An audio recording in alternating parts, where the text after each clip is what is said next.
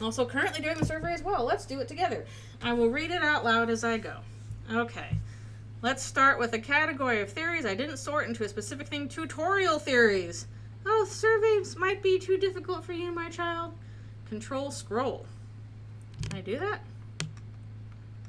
I can do that. Ta-da! Hooray! Can you all see it better now? Hooray! That's how you zoom. How did I not know that? How did I not know that? That's crazy. Well, now I know, and that's half the battle, as they say. Also, should I put on some like music or something like that? 200% will reset it. You guys want some music? I can stick on my usual Undertale thing. Sure. All right. Let's dig that up on my other thing. Be gone. Let's go to my musics. No, mute, please. Alright, turn this down. Cool. Alright, make sure that's not too loud. Sifting through and climbing down the survey. Okay, that's the musics. Okay, let's start with the category of theories I didn't sort into a specific theme. So some of these are weird. That's why this will be a good start for the server before we get into the big boys. Oh boy. Okay. Right, Chris will lose a hand/arm. If Chris is alone in the light world and use the shadow crystal, then it says you thought you saw through your hand. People now think this is setting up Chris losing a hand. There are several other references to this. You can also find a secret room where you can find similar text about the lack of a hand. In Chapter 4, Noelle and Susie talk about a horror film where one day the protagonist wakes up without a hand. Blah, blah, blah, blah. Chris is the protagonist. Deltarune, Caddy's dad is missing an arm. It's all to say, yes, 100% I believe this. I'm giving it a 10. I'm going to go straight into a 10. I think this is absolutely going to happen. I will, like, there's so much, like, telegraphing of Chris losing a hand. I think it's going to be thematically relevant. I think it's going to be, like, relevant to, like, prophecy stuff even. And just as somebody who struggles from the same thing that, like, Toby does in terms of, like, not being able to do what you love because of, like, an injury to your arm and stuff, like, his whole thing about writing in one of the newsletters about, like, how that feels, I think that's going to end up being relevant here. So, yes, I absolutely think it's going to happen. So, yes, I 100% believe in Chris is going to lose a hand. I think that's super relevant. What would you think if that theory is true? I guess I'll say it's good. I mean, it's not good for Chris at all. I don't want bad things to happen to Chris, but I think, like, for the story, it's relevant, so I guess I'll say that. Good, preferable, really bad, confusing. Suffering, but they're already suffering so much. I just think, yeah, I feel like it's true. Again, just as somebody who struggles right now, struggling with my hand being used for stuff, I think I would resonate with Chris a lot. So, yeah, I absolutely think that's going to happen. Suffering builds character. Rate, Asriel is dead 2.0. Oh, no. Uh-oh. We've gone from good to bad. This is a follow-up to an older theory. Original theory says Chris accidentally killed This is Jaru's stuff. Accidentally kill Asriel, and coming home from college, the dust was put across the red headband, and Asriel's soul was absorbed by Chris. It's been changed now. Rouse is still Asriel's dust, but the soul is the night and was being corrupted by darkness, while Death's soul is the one Chris absorbed. It makes more sense with how the relationships are set up for Chris to care more about Asriel. Asriel would also be the voice in the code. What? Chris would still have to have someone controlling them, so there's not meta explanation, and Death would fit. It sucks. It sucks. I'm sorry. The first one was bad. This is worse. Straight up awful. It would be bad. It sucks ass. I'm sorry, Jaru. I know. It's so bad. Yeah, piles of Asriel's dust is the meme. And, that, like, the first one, I should rewatch the Andrew Cunningham video on that. But, yeah, sorry, this one sucks ass. It makes no sense. Not in theme at all. Overly convoluted. And also, like, we're just going to ignore the meta elements because I don't like them. No, it's fine to be harsh. That one sucks ass. Rate, Asgore will kill himself in the what? In the Flower Shop Dark World. In Undertale, if you reload your neutral save file and spare Asgore, then he'll kill himself out of sacrifice. People think something similar will happen again with Asgore. He is currently in a bad life situation. It seems to be in the hometown conspiracy for desperate needs. This could eventually be building up to this moment. It's already being hinted at. The next world of the flower shop. No. I'm giving this a 2. I don't think it's the worst, but it's bad. No. Just because something can happen in Undertale does not mean it's going to happen in Deltarune. When, like, we have entirely different characters going on here. And I'm going to be honest. I don't think any characters are dying, with the exception of, like, Ralsei in certain situations. Like, I think Ralsei might be doomed, but, like, Light World characters, I don't think anyone's dying. I don't even think Rudy's gonna die. So, the thing with a Light World character dying, especially something like suicide, is that, like, it's going to derail the plot completely. Because then all of a sudden, whatever, like, is going on in the Light World, they're gonna have to focus on that.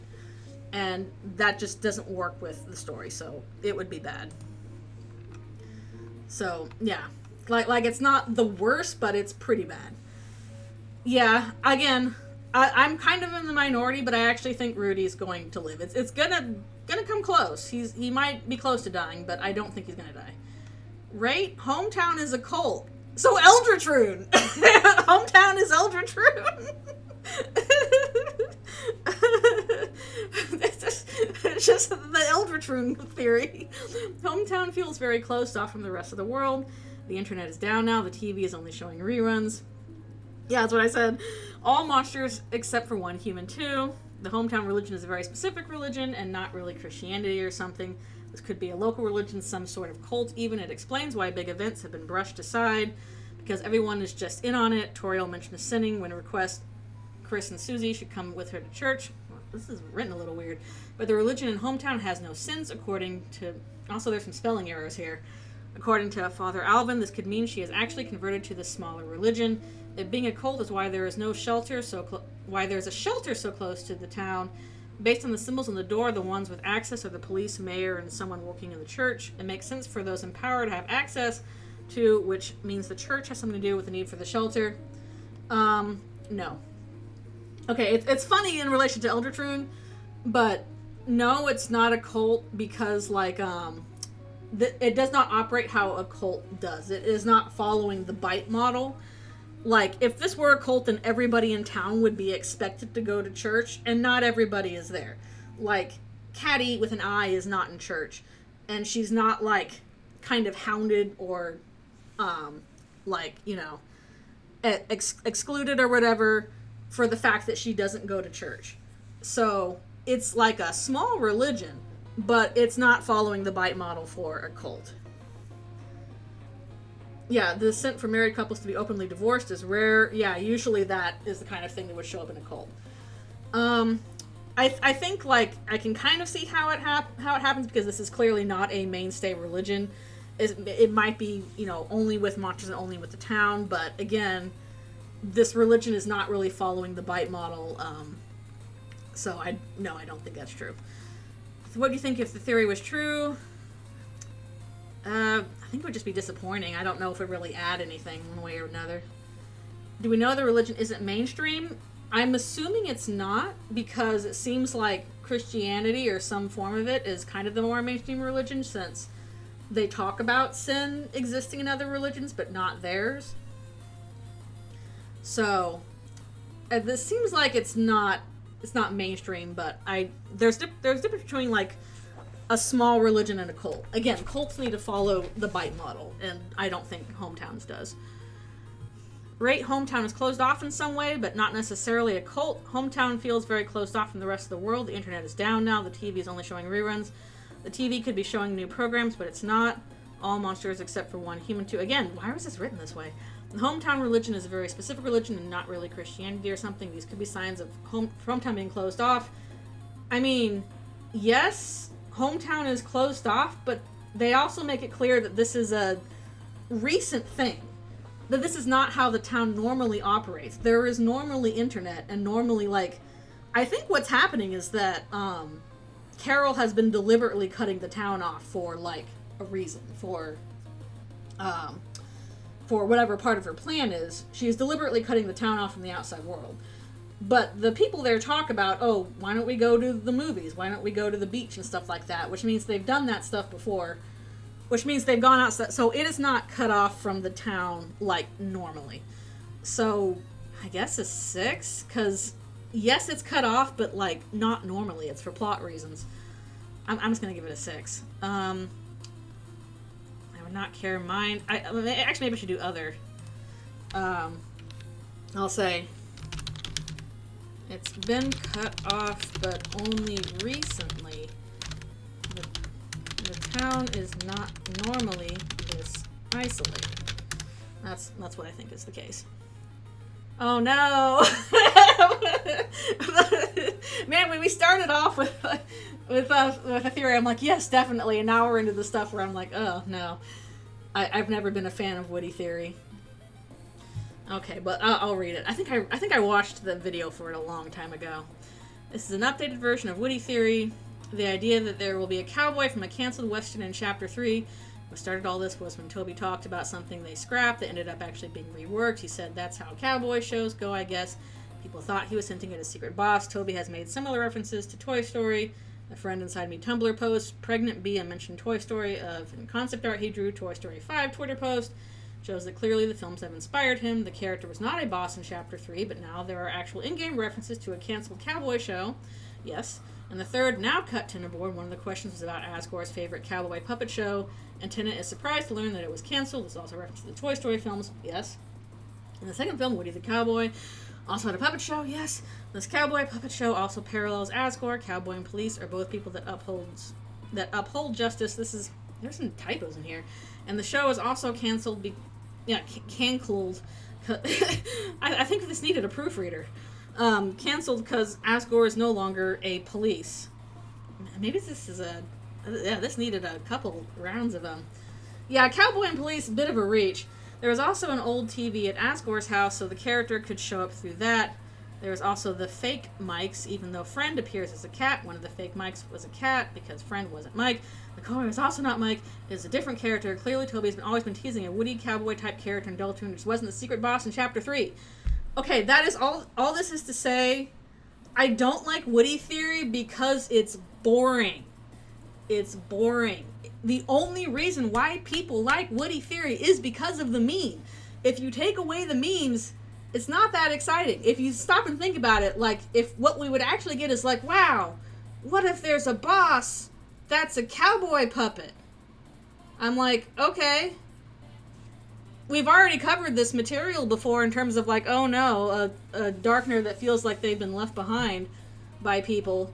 The time to do that was basically Chapter 2 or Chapter 3. Maybe English isn't their first language, it's possible. Like, if you just stop and think about it, it's just not that interesting of a concept. I'm sorry. I don't think it's going to be the secret boss of Chapter 5 for sure. Like, without the meme, it's just a cowboy doll boss. That's not that interesting. And Undertale Yellow, it's one of the best. I'm gonna give this a 4. I mean, like, if it happened, fine. I just don't think it'd be that interesting. Me no knows, me no cares. I guess it would be disappointing, I guess. Just because I'd be like, I would be disappointed because then people would just keep throwing the meme at me and I'm so tired of it. I don't care about the cowboy boss. It's not that interesting. Rate Rick and Morty, Sans and Papyrus. Oh gosh, Sans. I don't know. Okay. These have interesting titles. The original world Sans and Papyrus is from isn't actually Deltarune, and they have always been dimension hopping from world to world. We can find a device in Undertale that's all broken, and some think that's how he's traveling through dimensions. It's said that he just appeared in Undertale one day randomly, and in Deltarune, he appears right when the plot starts. That's very similar. They are now stuck in Undertale. Him trying to leave implies he has jumped universes before. I guess the problem with this is, like, this is just kind of kicking the can down the road in terms of, like, oh, Sans Undertale is from Sans Deltarune. Like, if he's from another universe, what does that mean for Deltarune or Undertale specifically? I don't know how you would do that unless, like, we'll put Sans in another game, I guess. Yeah, there's nothing technically wrong with it. I'm just not sure, like, what this would really add. in terms of like, okay, he's already, like, I do already believe that Undertale Sands is from Deltarune. I think the evidence for that is strong. I just don't know why we need to push that even further. But if that happened, okay. I guess I'll put it 5. It means fans get say they're connected, which can be satisfying in a way. Again, I do think that Undertale Sands is from Deltarune. I think the evidence for that's very strong. Because it makes the Skeleton Bros plot more confusing for no reason. I don't think I would care if that was the case. I'm not quite sure what it would add. Rate Roots Theory. Okay. I saw the video for this a while ago, but I don't remember everything that was in the video. Honestly, the crazy thing is I saw this video because everybody was yapping about it and said it was so exciting. But I actually liked another video that this person did otherwise that I thought, oh yeah, that one's definitely true. Mucho texto. Let's see. Let me get a drink of water before I read all that. Woo, woo, woo. Okay, this is a big theory about the Chapter 5 Dark World. It says that the Roots prophecy panel refers to a specific... a specific what? Please proofread! It has a house in between two trees. This represents the town between all the trees in the forest. Looking at the sword root, we get a segment that mimics the Chapter 2 weird root with 2 characters that look like Noelle and Birdley.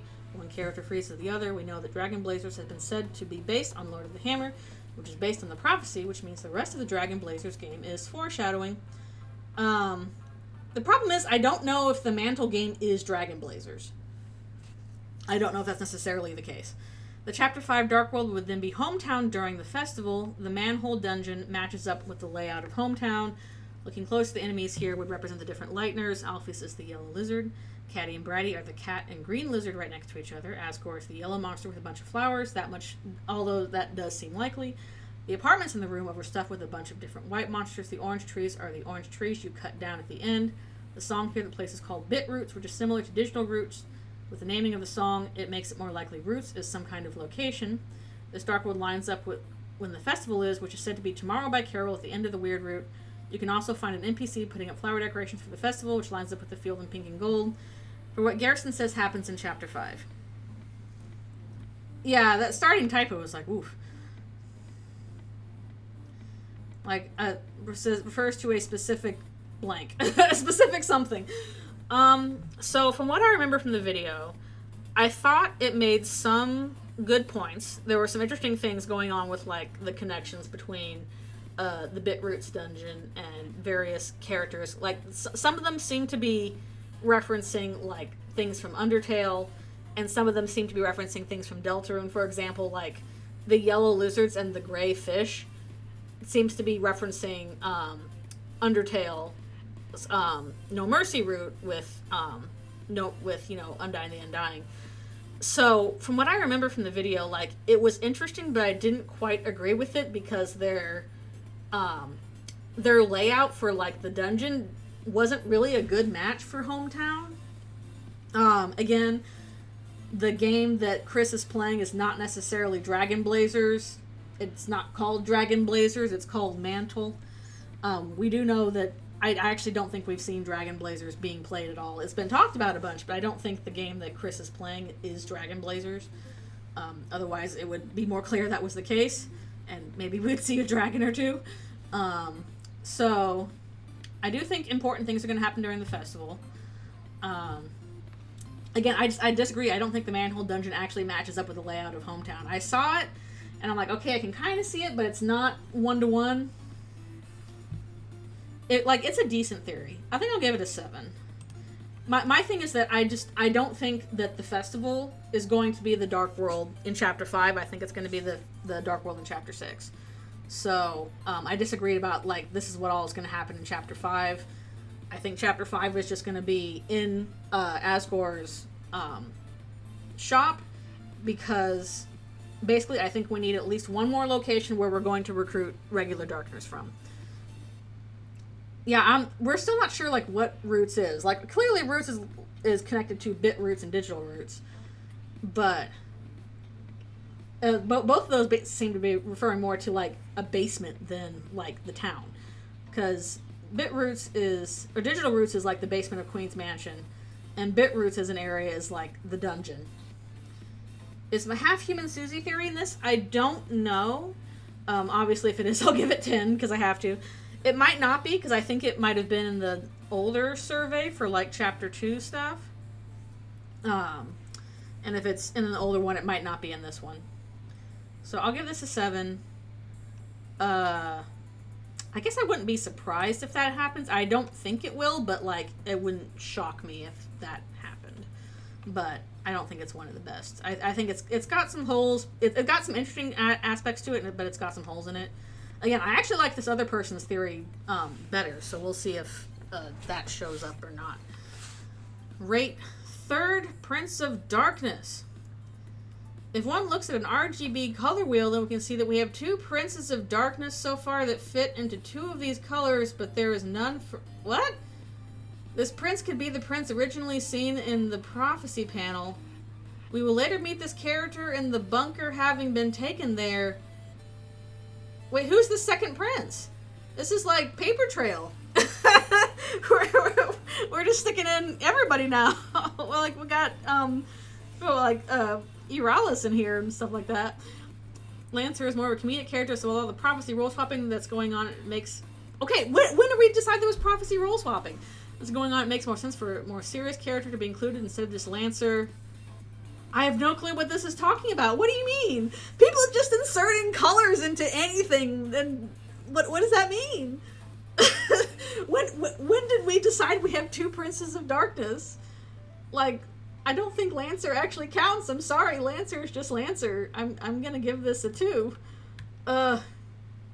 It would be confusing. I don't know what it means. What does this mean? No, like, we're just assigning colors to everybody. Yeah, he's a Prince of Spades. Or Jack of Spades, specifically.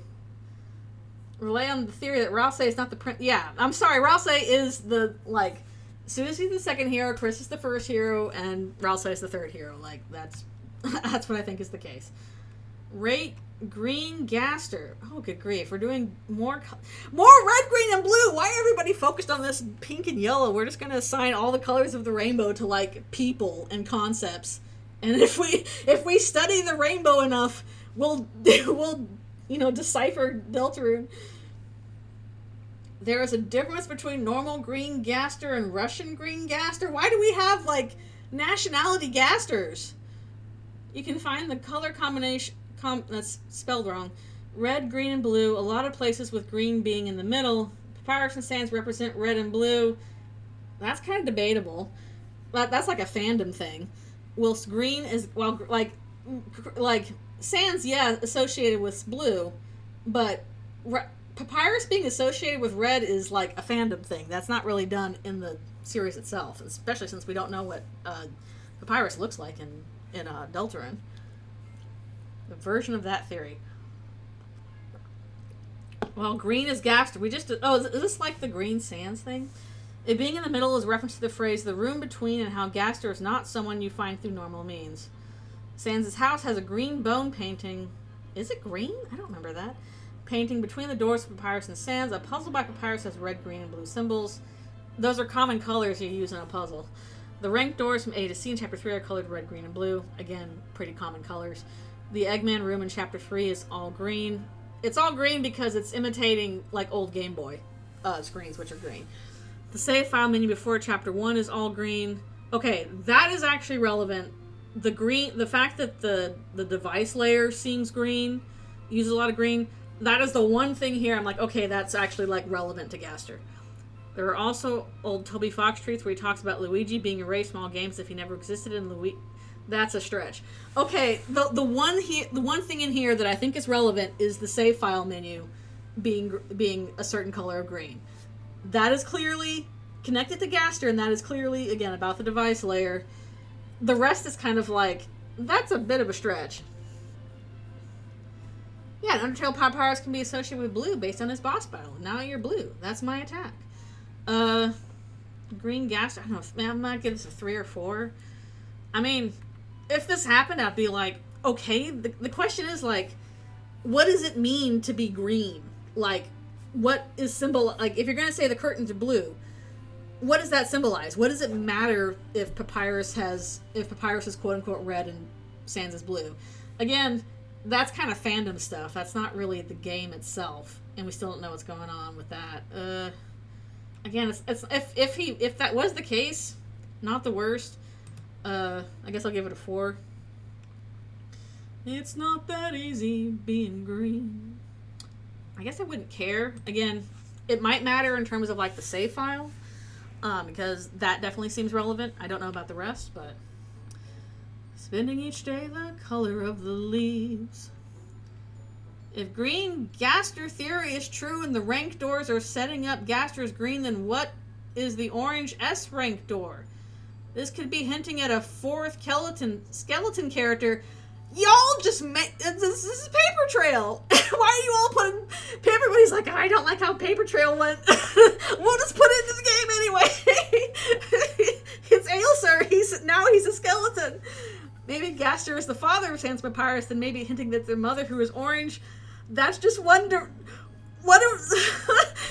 just gonna put like, huh? I don't know what this means. Okay, I'm not even mad. It's just kind of funny.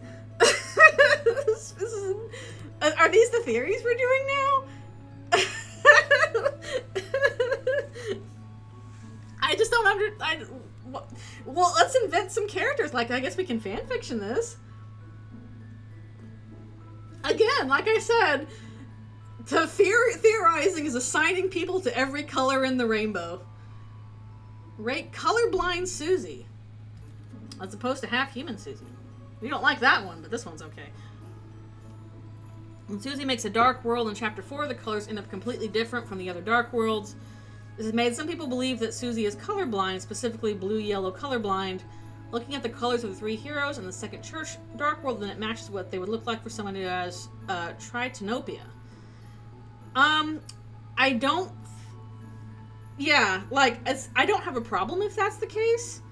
I'd need other evidence, because what I figured Susie's Dark World was telling us is that people with different will make different looking Dark Worlds. So, like, whenever we see Noelle's Dark World, the colors might change again based on, like, her will. That was the impression I got from Susie's Dark World. So, I don't think it has anything to do with her being colorblind, but, like, if that was the case, I think that'd be fine. Different color, yeah, it's different between the worlds. Like, if this were the case, like, I wouldn't mind. So, I think a 5 is fine. Like, it would, I definitely always love me some weird Susie facts, but, I don't think it's the case, but if that was the case, I'll be like, okay. Rate multiple Dark World locations in a singular chapter. In Chapter 1 through 3, we've had one big Dark World that the chapters go through the story in, but Chapter 4 shakes that up by having multiple Dark Worlds in one singular location. What if the chapter formula is shaken up even further, and we'll be getting multiple Light World locations with dark fountains? This is lining up well with how the festival is coming up. I actually do think something like this is going to happen, but I think it's going to be a Chapter 7 thing. So I'm going to give it an 8. Because this does seem likely, especially because I don't think this is going to be the case for Chapter 5, but maybe 6. I think it will. There most likely will be a Chapter 7 thing. I should probably post my Chapter 7 blabbing sometimes. If this happened, I would not be surprised. I wouldn't. Well, the thing with Chapter 4 is that they were different Dark Worlds, but they were in the same location. So, I think this is saying, like, it's multiple Dark Worlds in different locations around the town. So, especially since I think, like, if we do the shelter, that's not going to be a full chapter's worth of Dark World.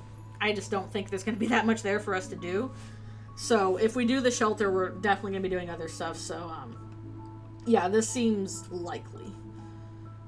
Rate Tulpa Frisk. Isn't this an Undertale thing? Frisk and, like, what does this have to do with Deltarune? Frisk and Kara's relationship in Undertale is highly obfuscated and contradictory. It clearly implies that Frisk and Kara are the same, but with Frisk holding Kara's main motivations, the two constantly being connected. However, Flowey's monologue after the pacifist route clearly implies that Frisk and Kara are separate beings at that point in time.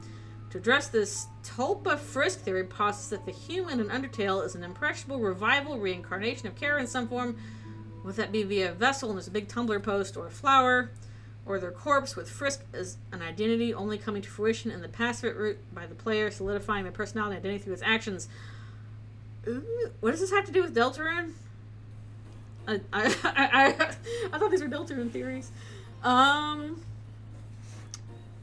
honestly, I don't know if it's that deep. I don't know what to make of this. Yeah, I feel like I've kind of seen this thing before. Honestly, like, tying this back to Deltarune, I kind of feel like what happened is that Toby came up with Chris first. Chris is the much more developed character. And then Chris's roles were split across two different characters, and that was Frisk and Kara. And they're still two separate characters. I just don't know what to make of this. I maybe a 3, I guess. I don't know. Again, this is kind of an Undertale related thing, so like, how would they possibly confirm that? I don't really care. Yeah, I don't know how to feel about it. Maybe I should say, honestly don't know how to feel about this or how it would relate to Deltarune, because I don't know what to make of it. If that happened, rate prophecy role swapping. Already in chapter 1, the game puts into question of who fits into what roles, with there being 2 Princes of Darkness. There's not 2 Princes of Darkness. Lancer doesn't count. I'm sorry, that's not how it works. And Susie swapping between being good and bad. In chapter 4, Toby continues with this. Has written the 3 hero roles in the prophecy to fit multiple characters. The girl could be Noelle or Des or Susie. The cage of human parts could be Chris in the vessel. The prince could be Rousey, Asbury, or Lancer. No, I think Rousey is just the prince. They're not actually mentioned by name. So long as it fits, then it gets fulfilled.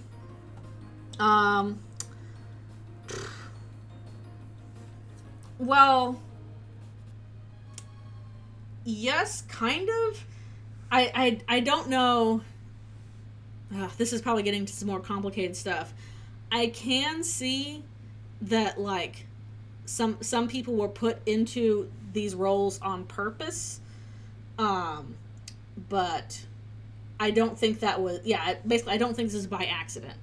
I think if there was role swapping happened, then somebody did this on purpose in order to get a certain result. I just don't like the idea that, like, when people bring up this kind of thing, I don't like the idea that, like, oh, Susie's not the real second hero, or Chris isn't the real first hero kind of stuff, because I don't think that's how it works. I think, like, if they were there at the right place and time, then yes, they are the hero.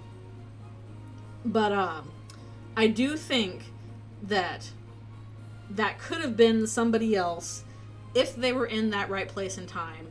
I can definitely see a situation wherein Susie was put in Noelle's place specifically to spare Noelle and to throw Susie under the bus. But Susie is still qualified. She still counts as the second hero. Like, it is not like a, one person is unqualified. I guess I give this either a 7 or an 8. I should mention my name. We'll be generous and give it an 8. We think this theory is true. I would not be surprised. Okay. I don't know. I don't think it would be, like, amazing, but I would not be surprised if that was the case. Claiming the role through a raw talent will is itself impressive, even if she wasn't meant for it. That is quite possible. Yeah. Basically, I don't think anybody is unqualified for the roles that they are in. It's more water. Rate Cressel. Oh, this is a new one. Recent one. In Chapter 3, the Flying Aces were introduced as a new regular element appearing in the egg rooms. These are gray knockoff playing cards. No, they're not. They're colored in. Which Chris has photocopied and colored in to try and cheat at card games. Okay, they're photocopies. This would seem to be an allegory of goners, which are gray doppelgangers that sometimes blend in with other monsters by changing appearances to colored versions of themselves. I don't think that's how goners work. Goner symbolism is tied to Chris at other points in the recent chapters as well, with them unable to scrub gray graphite off their hands in chapters 4. Okay, I gotta rant about this for a second. I'm sorry. No, that is not what the gray means for Chris. Yeah, great for fan art. Don't know about the theory. That's not what the gray means. When they're trying to scrub the gray off their hands, one, that is actually how graphite works. Graphite is really hard to get off your hands. I know this from experience. Just as an artist, graphite is very stubborn.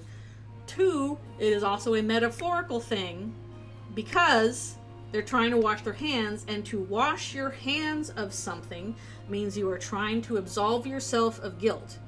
And this keeps coming up with Chris, where they like, oh, ready for your hand washing marathon, Chris, blah, blah, blah. The reason why, and you know, Toriel's saying, oh, they do this sometimes.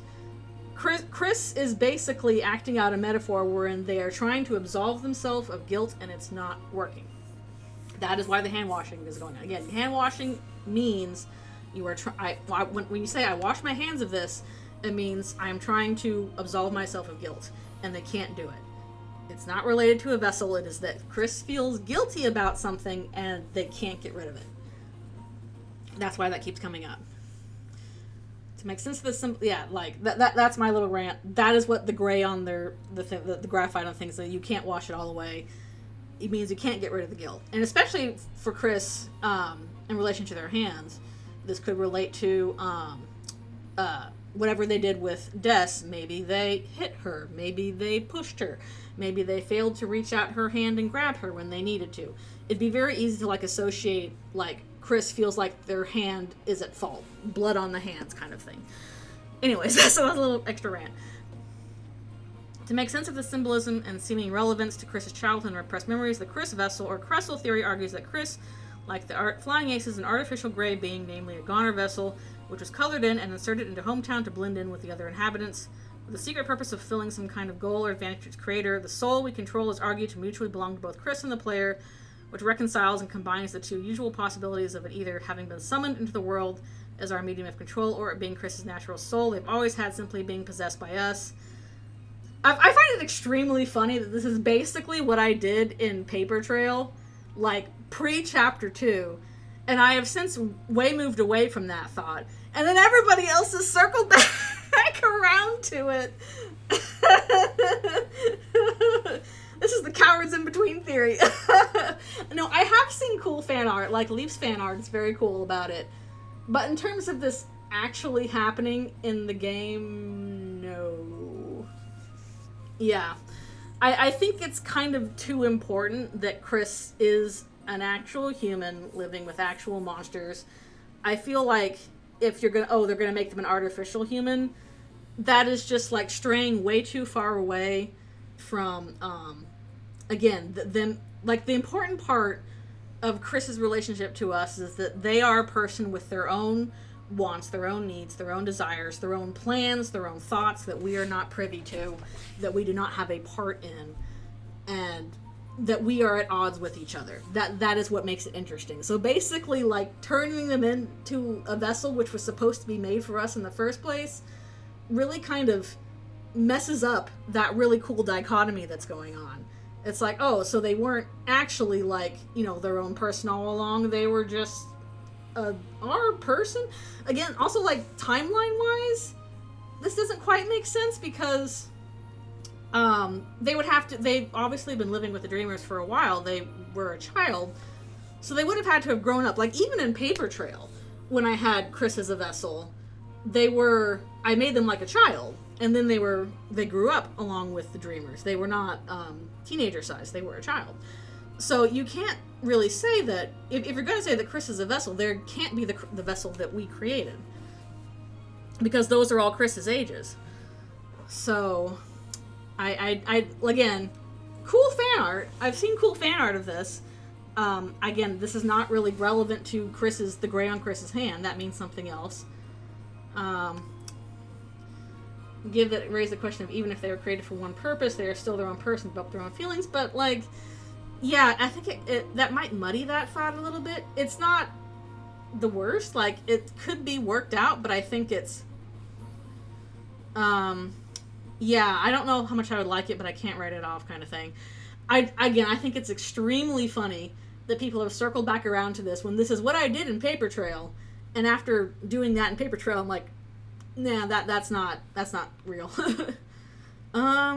Possessed by Us. I think I'll just give it a 5. I don't know. I would be kind of disappointing. I don't know if I'd like it very much. I would kind of lump this in with like theories like, oh, hometowns in a time loop, or oh, the town is a simulation, stuff like that. Basically, where I was talking about on Blue Sky, where I don't like theories where like the light world is not real, like there's some unreality ascribed to the light world, because I think it's kind of important thematically that to the characters in the game, the light world is a real grounded place, and the dark world is the fantasy. Now, to us, they're both fantasy, but I feel like if you're doing this kind of thing where like, oh, Chris is not a real human, or the town is not a real place, blah, blah, blah, then that's really going to shift the focus of the story away from like their relationship with the fantasy world. It's like, oh, our world is a fantasy world too. None of it matters, kind of thing. Like, it's you need that difference between the two. One of them does have to be kind of more grounded in reality, whatever Deltarune's reality is. So I kind of put Chris Vessel, or Cressel, I guess, into that category of that's a bit too outside of reality for it to work properly.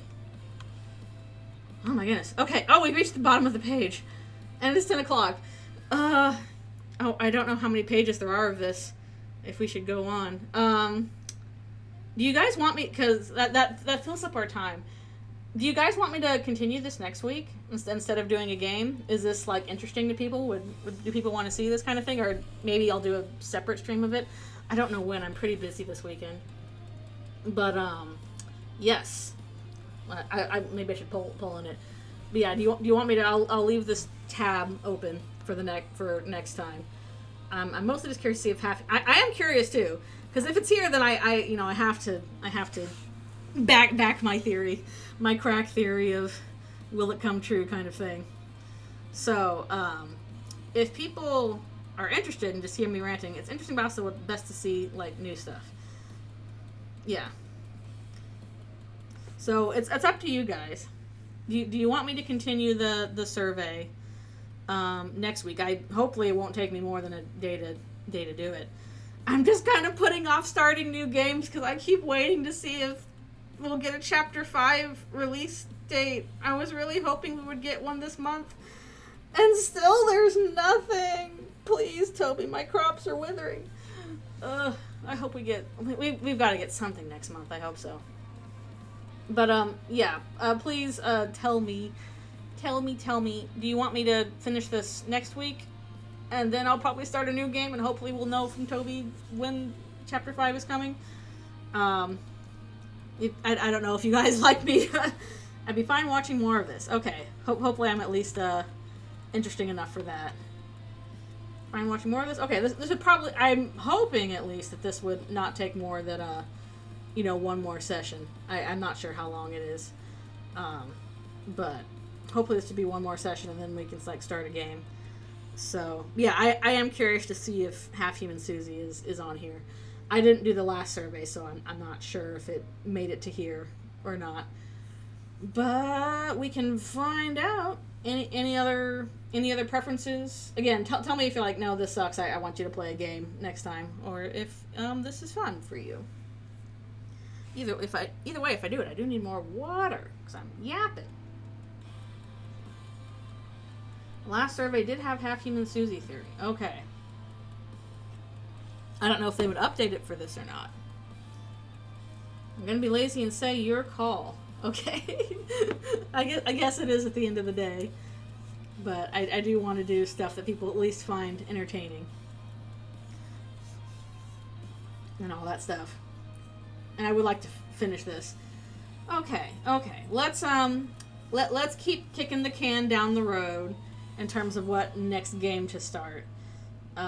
We'll finish this next week, and then hopefully by next week we'll have something from Toby on when Chapter 5 is out, so I can plan around what games to do until then. But there, we'll go next to the next page just to save my progress.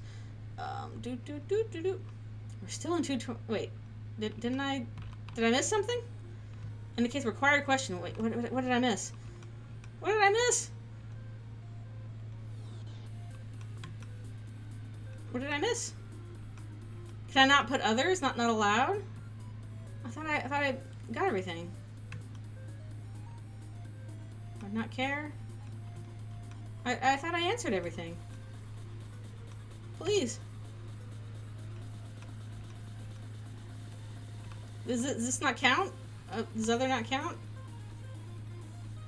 Really confusing. Can I not say things? Rate Cressel. Next. Other did count. Okay. Now this goes on to something else. I was like, what did I miss? Okay. Hello and yellow, and welcome back to Friend Powered Friday Nights. I am Lynx Griffin. I am back once again, although we are not doing a game tonight. I am continuing to kick the can down the road in terms of waiting for something about Deltarune Chapter 5 release date so that I can appropriately plan what game I can do between then and now, and hopefully it doesn't get shadow dropped, because that'll be problems for me. It'll be problems. Please don't shadow drop it. Anyways, so in lieu of starting a new game, although I probably will do that next week, tonight we are going to be finishing up the thing I started last week after we finished Cooking with Kindness, which was a theory survey. We are rating Deltarune theories from chapters 3 and 4 towards chapter 5. Last week I did like the first page. Also, hello, thank you for coming. We did the first page, which was a whole bunch of various theories that were interesting. And now I'm going to hopefully do the rest of them on this night. Hopefully this will not be another 2-part thing. Depends on how quick we go or how long this is. So crossing fingers I can get it done in the time we have. And if not, we'll see where we are at the end of that. I don't know if I should wait a little bit for more people to show up or not, or if I should just dive into it. Also, hello, thank you for coming. Also, for the purposes of the VOD, I'm going to add what we did last week before this so that they will all be one big VOD, and it will not be split up into different things. So, it will be all together, hooray, just like us together here right now, having not had anything for the Summer Games Fest, which I wasn't expecting. Oh well. At the very least, I have boba. I have boba teas. And we have some musics. So, hopefully more people will show up as we go. I know it's not a game, but hopefully we will still have some fun. I'll probably be chatting a bunch. Hopefully I have enough water, too. Anyways. Precious resource. True. The boba tree is the precious resource. I couldn't resist. They had watermelon boba. They have it for summer, so I'm like, oh, I really want some watermelon boba. That's what I got. It's pretty good. Not that the boba itself is watermelon, but it's like watermelon milk tea. Okay. I think with that, we will dive into the next page of theories. These are friend theories, which, I have like no good ideas for friend. But people have all these like various things for friend, and my thoughts on friend are pretty bog standard, so I don't know if this will be super exciting, but we'll try it out anyway as we delve into new stuff. It says, rate friend is Caddy's dad's missing arm. I don't think that's true. In chapter in friend is here. Friend is our friend. In chapter 4, Noelle and Susie talk about a horror film where one day the protagonist wakes up without a hand. That's relevant to Chris. It being the monster of the film, it could be hinting at body parts becoming darkness, and Caddy's dad is missing one arm. With it being Caddy's dad's arm, it would explain why friend is so cat-like and where the arm went. The character was important enough to be in the scene where Toriel drives Chris to school in chapter 1. This was an MST3K movie. The crawling hand. The hand that came to life and, like, attacked people and strangled them in their sleep.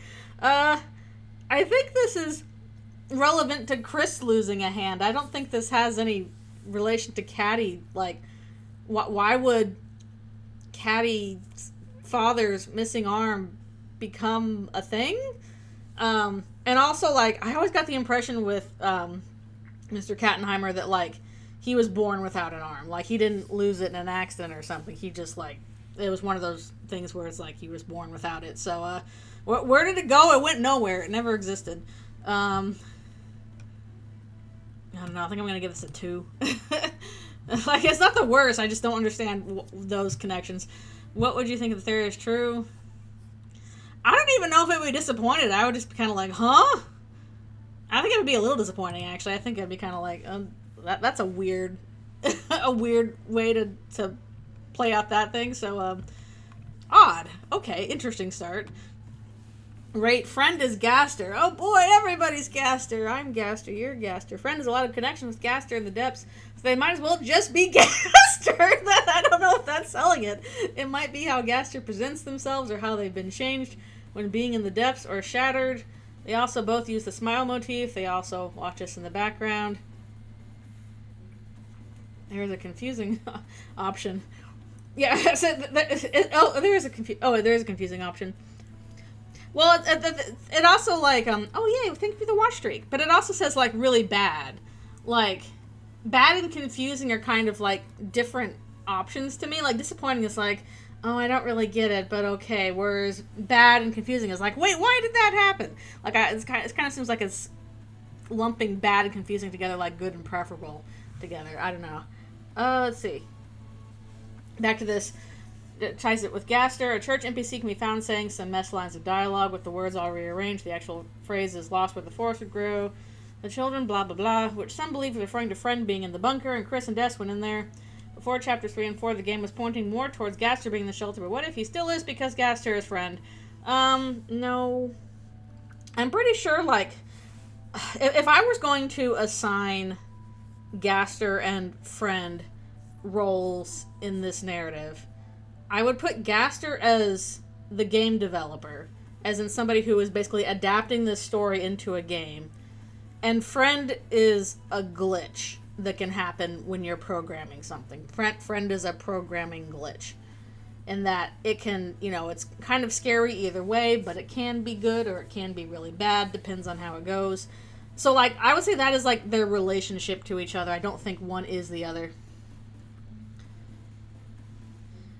Because the fandom has already made Friend a yeah, that's true. The fandom has really latched on to Friend. And I'm kind of like, okay, Friend is neat, but I don't even care about Friend as much as I do Gaster. Gaster is more interesting to me than Friend. Friend is just like, that's a guy.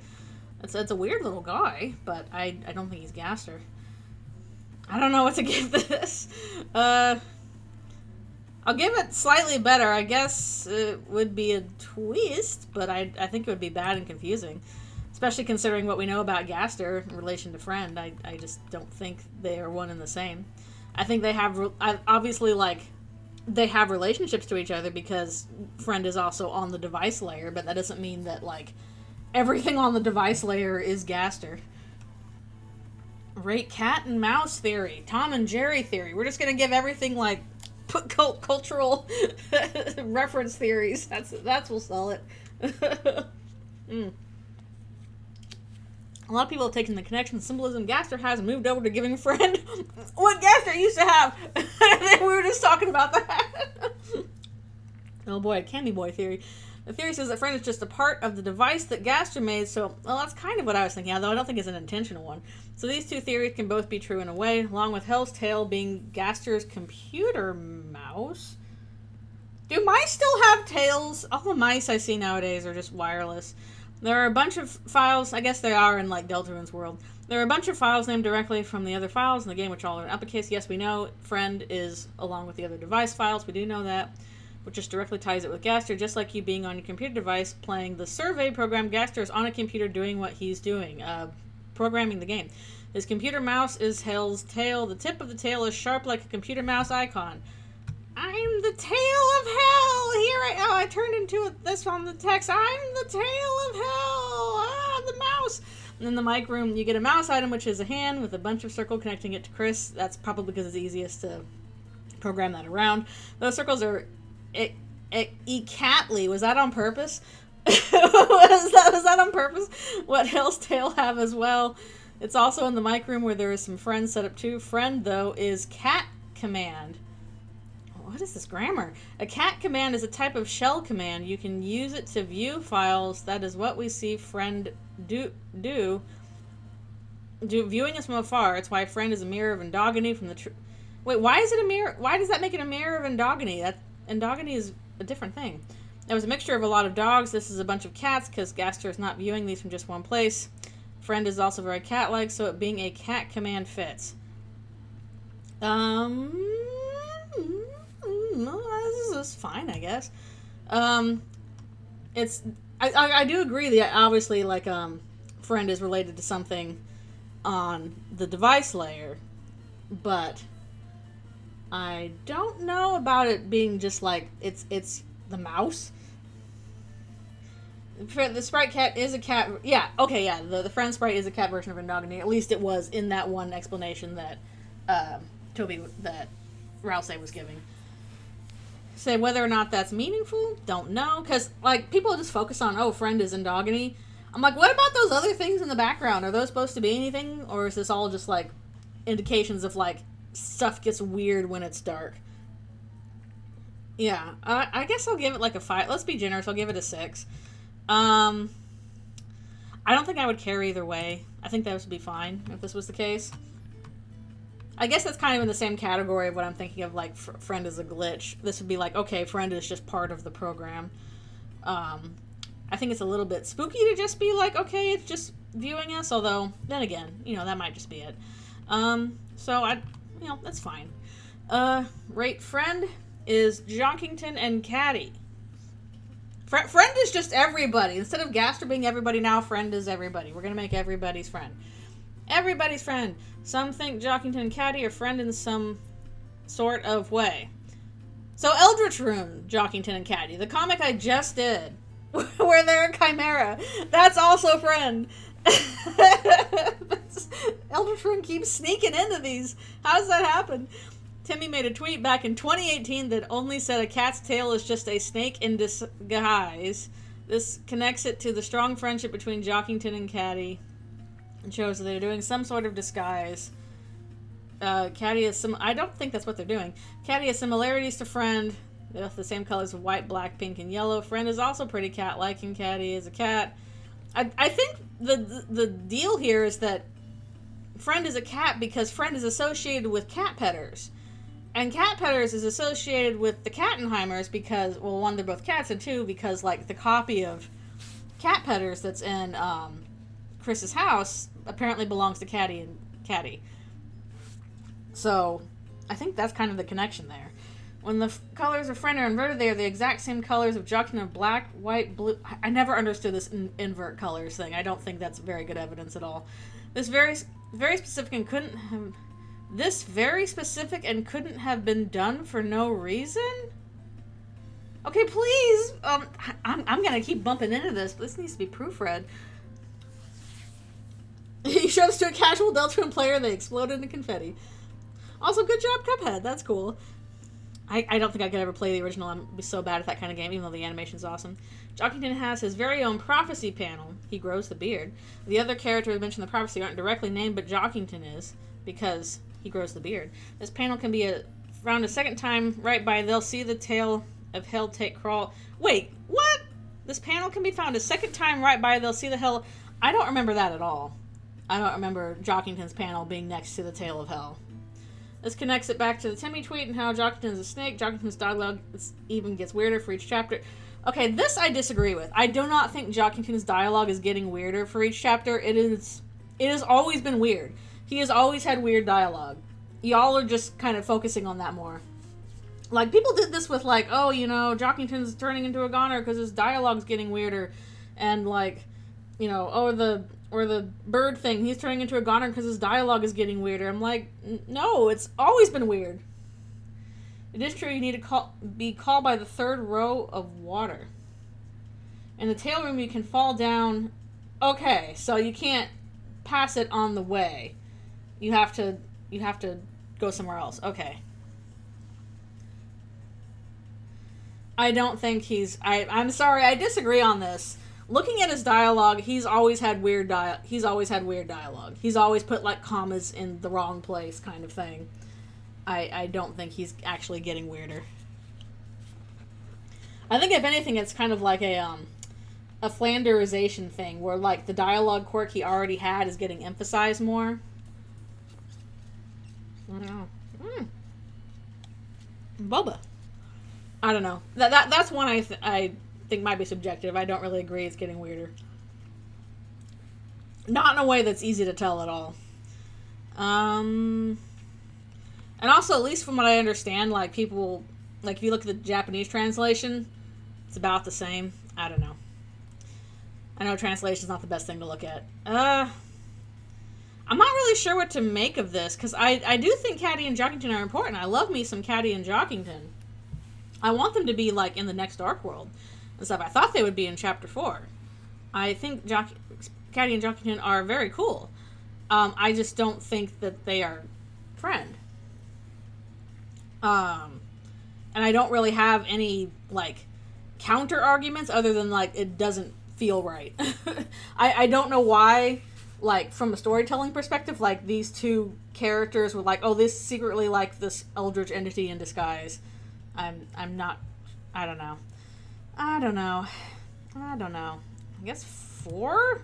I mean, it would be cool to see them do stuff, but, again, I just don't think they're friend. I'd be a little disappointed. I wouldn't be like, oh, the game is ruined, but I would be like, I'd be a little disappointed if that was the case. I don't know. I want Caddy and Jockington to do stuff, I just don't want it to be friend-related. Maybe I just don't want friend to be, like, this important. Well, I don't know, maybe it is important. I don't know. It's really so little we know. Right, friend is a manifestation of fear/darkness. Okay, this is probably the one I'll get most on board with. One of the first things we in the Dark World, in the Ralsei's Dark World... Oh my goodness, why is this grammar so bad? I'm really wondering if this is an ESL thing. Maybe it is. I don't know. This is really bad grammar. If it's ESL, then okay, that's cool, that's fine. Please proofread, though. It's really hard. I keep bumping into it. It's a little, like, tripping over the survey is a little tough. Friend is the new knight, which was the new Gaster, i.e. a character we know next to nothing about. I guess that's true. This is a Nighthawk theory? Okay, this probably explains why I'm on board. I generally am aligned with stuff Nighthawk says. Not everything. There's some things I'm like, no, that's not quite right. But a lot of stuff that Nighthawk talks about, I'm like, yeah, I'm on board with that. One of the first things we in the Dark World... Okay, is friend... I had that sentence. It shows that friend already has a natural connection of source to the Dark World. What Ralsei shows before regular Dark World in the scene is way less lighthearted and more off-putting. That fits the common fear of darkness amongst kids. That's usually where we've seen friend show up. Friend is also a weird, scary monster, too, which fits. This is why Des has her bed facing... I don't think that's why Des has her bed facing away from the closet. I don't think Des is scared of a guy in the closet. Des's closet is huge, by the way. Noelle is also another character who showed even more fear towards anything slightly scary, so this fits thematically. Okay, I do not think this is actually good evidence for this theory, but I do think that, like, this is probably the most correct. In that, and I would not be surprised if that happens, because, like, friend just kind of already feels like it's in the category of, like, fear, along with, like, the Titans, which are, you know, fear of darkness. The night seems to be its own kind of fear.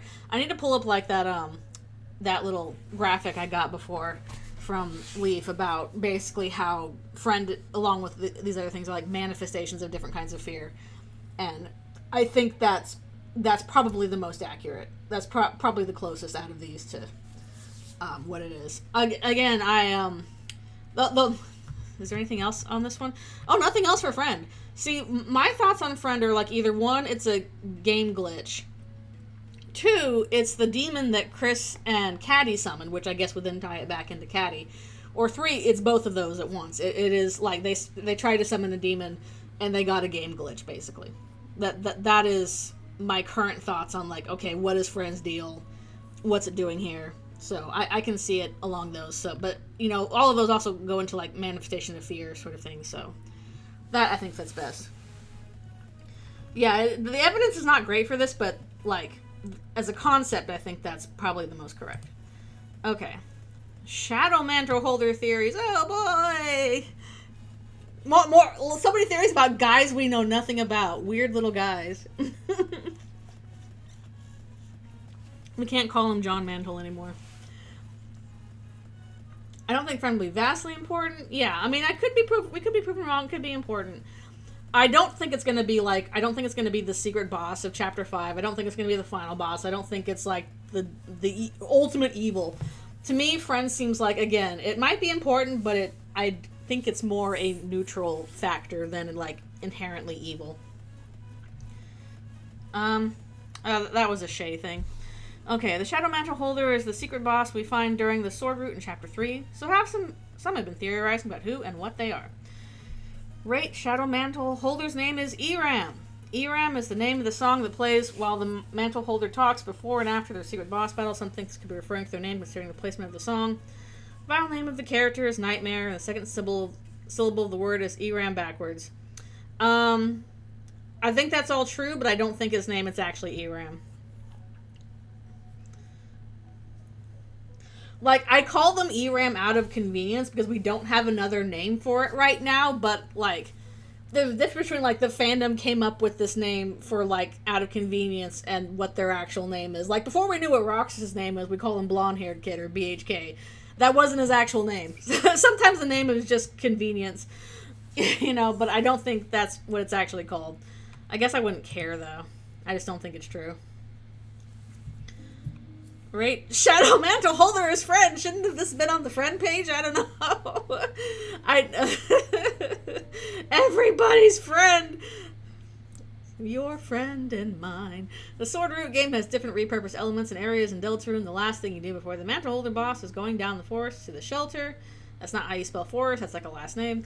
And entering it, this is when you fight the boss. This fits with where people think friend is residing themselves. I do kind of agree that friend might be in the shelter, if they're not just, you know, in the device layer. A church NPC can be found saying some messed line of dialogue with all the words all rearranged. All these words are all rearranged. Oh my, I keep tripping over this grammar. The actual phrase is lost where the forest would grow. The children followed the pointed tail. I'm just going to sing it. Which some believe is referring to Friend being in the bunker and Chris and Des went in there. That ties Friend even more with the Mantle Holder, which with where they reside. One of the attacks it has is spawning enemies that look like Friend going after you. Yes, they do look like that. Sean was going to give you the Shadow Mantle in Chapter 2, but they can't find it, assuming it was stolen. It shows that the Mantle Holder can travel through the Dark Worlds, which is what we see Friend also do. The dark melody that plays in Queen's Basement, the same one as in Roots, where Image Friend shows up. I don't think it literally is the Mantle Holder. I think they have a different relationship thing going on, but I'm very mid on this. I'm just like, okay. I guess it would be a two birds with one stone kind of thing. I don't necessarily think that it's true, but like if it was true, I'd be like, okay. Let's see. Right, the Shadow Mantle itself is the boss. The name of the sprite is SPR Shadow Mantle with no additional words specifying that it's the one holding it. That's because the holder is the Shadow Mantle itself. The actual Shadow Mantle armor has the item description of being a black cloak, which is exactly what the holder looks like. For a frame of reference to how cloaks are drawn in the game, King's Cloak looks like the Mantle Holder. Yeah, people have been on that for a long time. Cool mantle, bro. Some even think that the real Mantle Holder actually dropped the mantle to activate the boss battle. That's why it's just black before the battle itself. Okay, the thing is, if the other Mantle Holder is around, then no, it would just be that mantle. Because you can actually see Eram, the Mantle Holder, before that boss battle, because I've done it.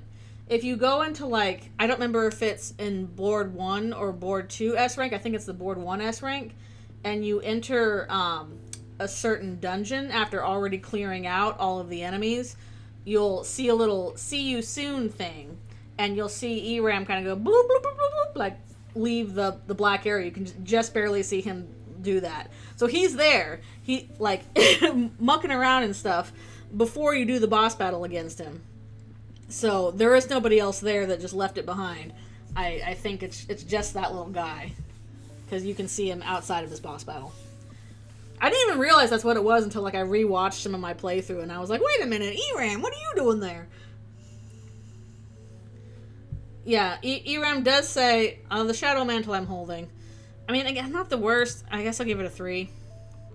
Yeah, I think it was board 1 that he appears on. We're doing Deltarune theories. Will this be a thing before Chapter 5? We'll find out. Celebrities, what do they know? Do they know things? Let's find out. This is another I don't really care kind of thing. Or you have game ready? No, I don't have a game ready yet. I am putting it off still. I've been trying to see when Chapter 5 will come out so that I can prepare a game to do between now and then. And still nothing. Nothing. So since we started this last week, I'm going to finish it. Hopefully. Okay, rate Shadow Mantle's IC. We'll pick everybody. Everybody is friend. Everybody is mantle holder. Everybody. On one of the Spam from Sweepstakes, there was a page for IC sightings by Noelle. It talks of an IC pizza box that Noelle got scared of. Des burned out its eyes. Its eyes were burning. It's that Mother 1 fan remake that's currently in demos, and I'm up in the first fourth or so. I don't know. Even at the Nintendo Direct, I don't know. At this point, I'm just kind of like, I can't get my hopes up for anything. I just have to be like, okay, I must, zen this and be like, it'll happen when it happens. Just please don't shadow drop it. I have a job, Toby. Yeah. We'll see. All we can do is wait. Boss is mostly black with a bit of orange to represent the fire. Another thing about the design is the boss sprite and IC have the same mouth shape. Not really. On the IC page, you can find the code from the page where the chair turns all dark and the friend eyes appear at the end. That's not quite related to Mantle Holder, though. That explains the friend attack the boss has. If you get a fun value, 56, 57, Undertale Nightmare will appear on the word puzzle. Yes. The reverse of the supposed order for the secret boss in Chapter 3 is the Knight and then the Mantle Holder. What? The theme that plays before the boss fight is called Eram, which thinks their name is Mare backwards, makes it sound like Nightmare. This is another one I just don't really care about. I guess it's like, if it was IC, okay, what would that mean? What does it mean for IC to be the Mantle Holder? Like, what is IC in this universe then, except for like a scary pizza mascot? I don't really know what you would get out of this. Like, IC is real and eats kids, in this case Chris. I don't really care. I don't really care. Rate Shadow Mantle Holder is the red headband. We're going to pick every object and every person is Shadow Mantle Holder. At the midpoint of the sword route game, you go through a door with red horns before you're given the shelter key. Yeah, that is the burning eyes. Heck, that was the title I used for the Deltarune scene. Some think the door is referencing the red headband, and that the secret boss at the end of the sword route even is the red headband. In Chapter 1, if you go to Toriel in the Dreamer House and pick one of the dialogue auctions, she'll bring up the red headband Chris used to wear when they were younger, but it went missing. This could have been setting up the Dark World location for the place they're currently at. I know this is a popular thing. I'm still on the idea that Ralsei's object is the red horn headband. Toby dreamt IC became relevant. Nightmare indeed. I don't know.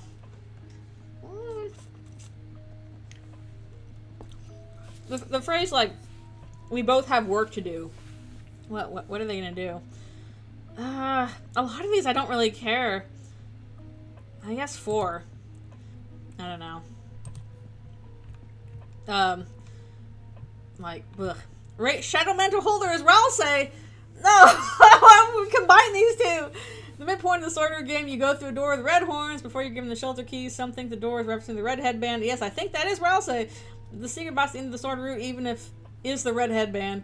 People also think that headband is Ralsei, since Chris is playing on the Cat Petters theme knockoff controller that Asriel played on when he played with Chris, who was using the regular controller. That means there was a player 2 in the sword route game Chris is playing, Chris and Ralsei playing. Imperial, no, I bad. People really want Ralsei to just be evil. Like, Ralsei just would not. No, I no, he's not doing that. People really want, like, uncomplicated evil Ralsei. No. I guess we can do 2, but it's not good. Not good. Rate Shadow Mantle Holder is Ram. Oh, okay, this is an interesting one. Some think the mantle holder's name is ERAM, and that's pretty close to Ram's name. When you go to the S rank room, Ram is the one that introduces Chris to the Sword Root game. Ram also turns into stone after you finish the game, after you've defeated the mantle holder. Okay, so at any other time I would be like, no, this is dumb. But I watched Half-Bred Chaos's video on this, talking about, okay, who's the Shadow Mantle holder?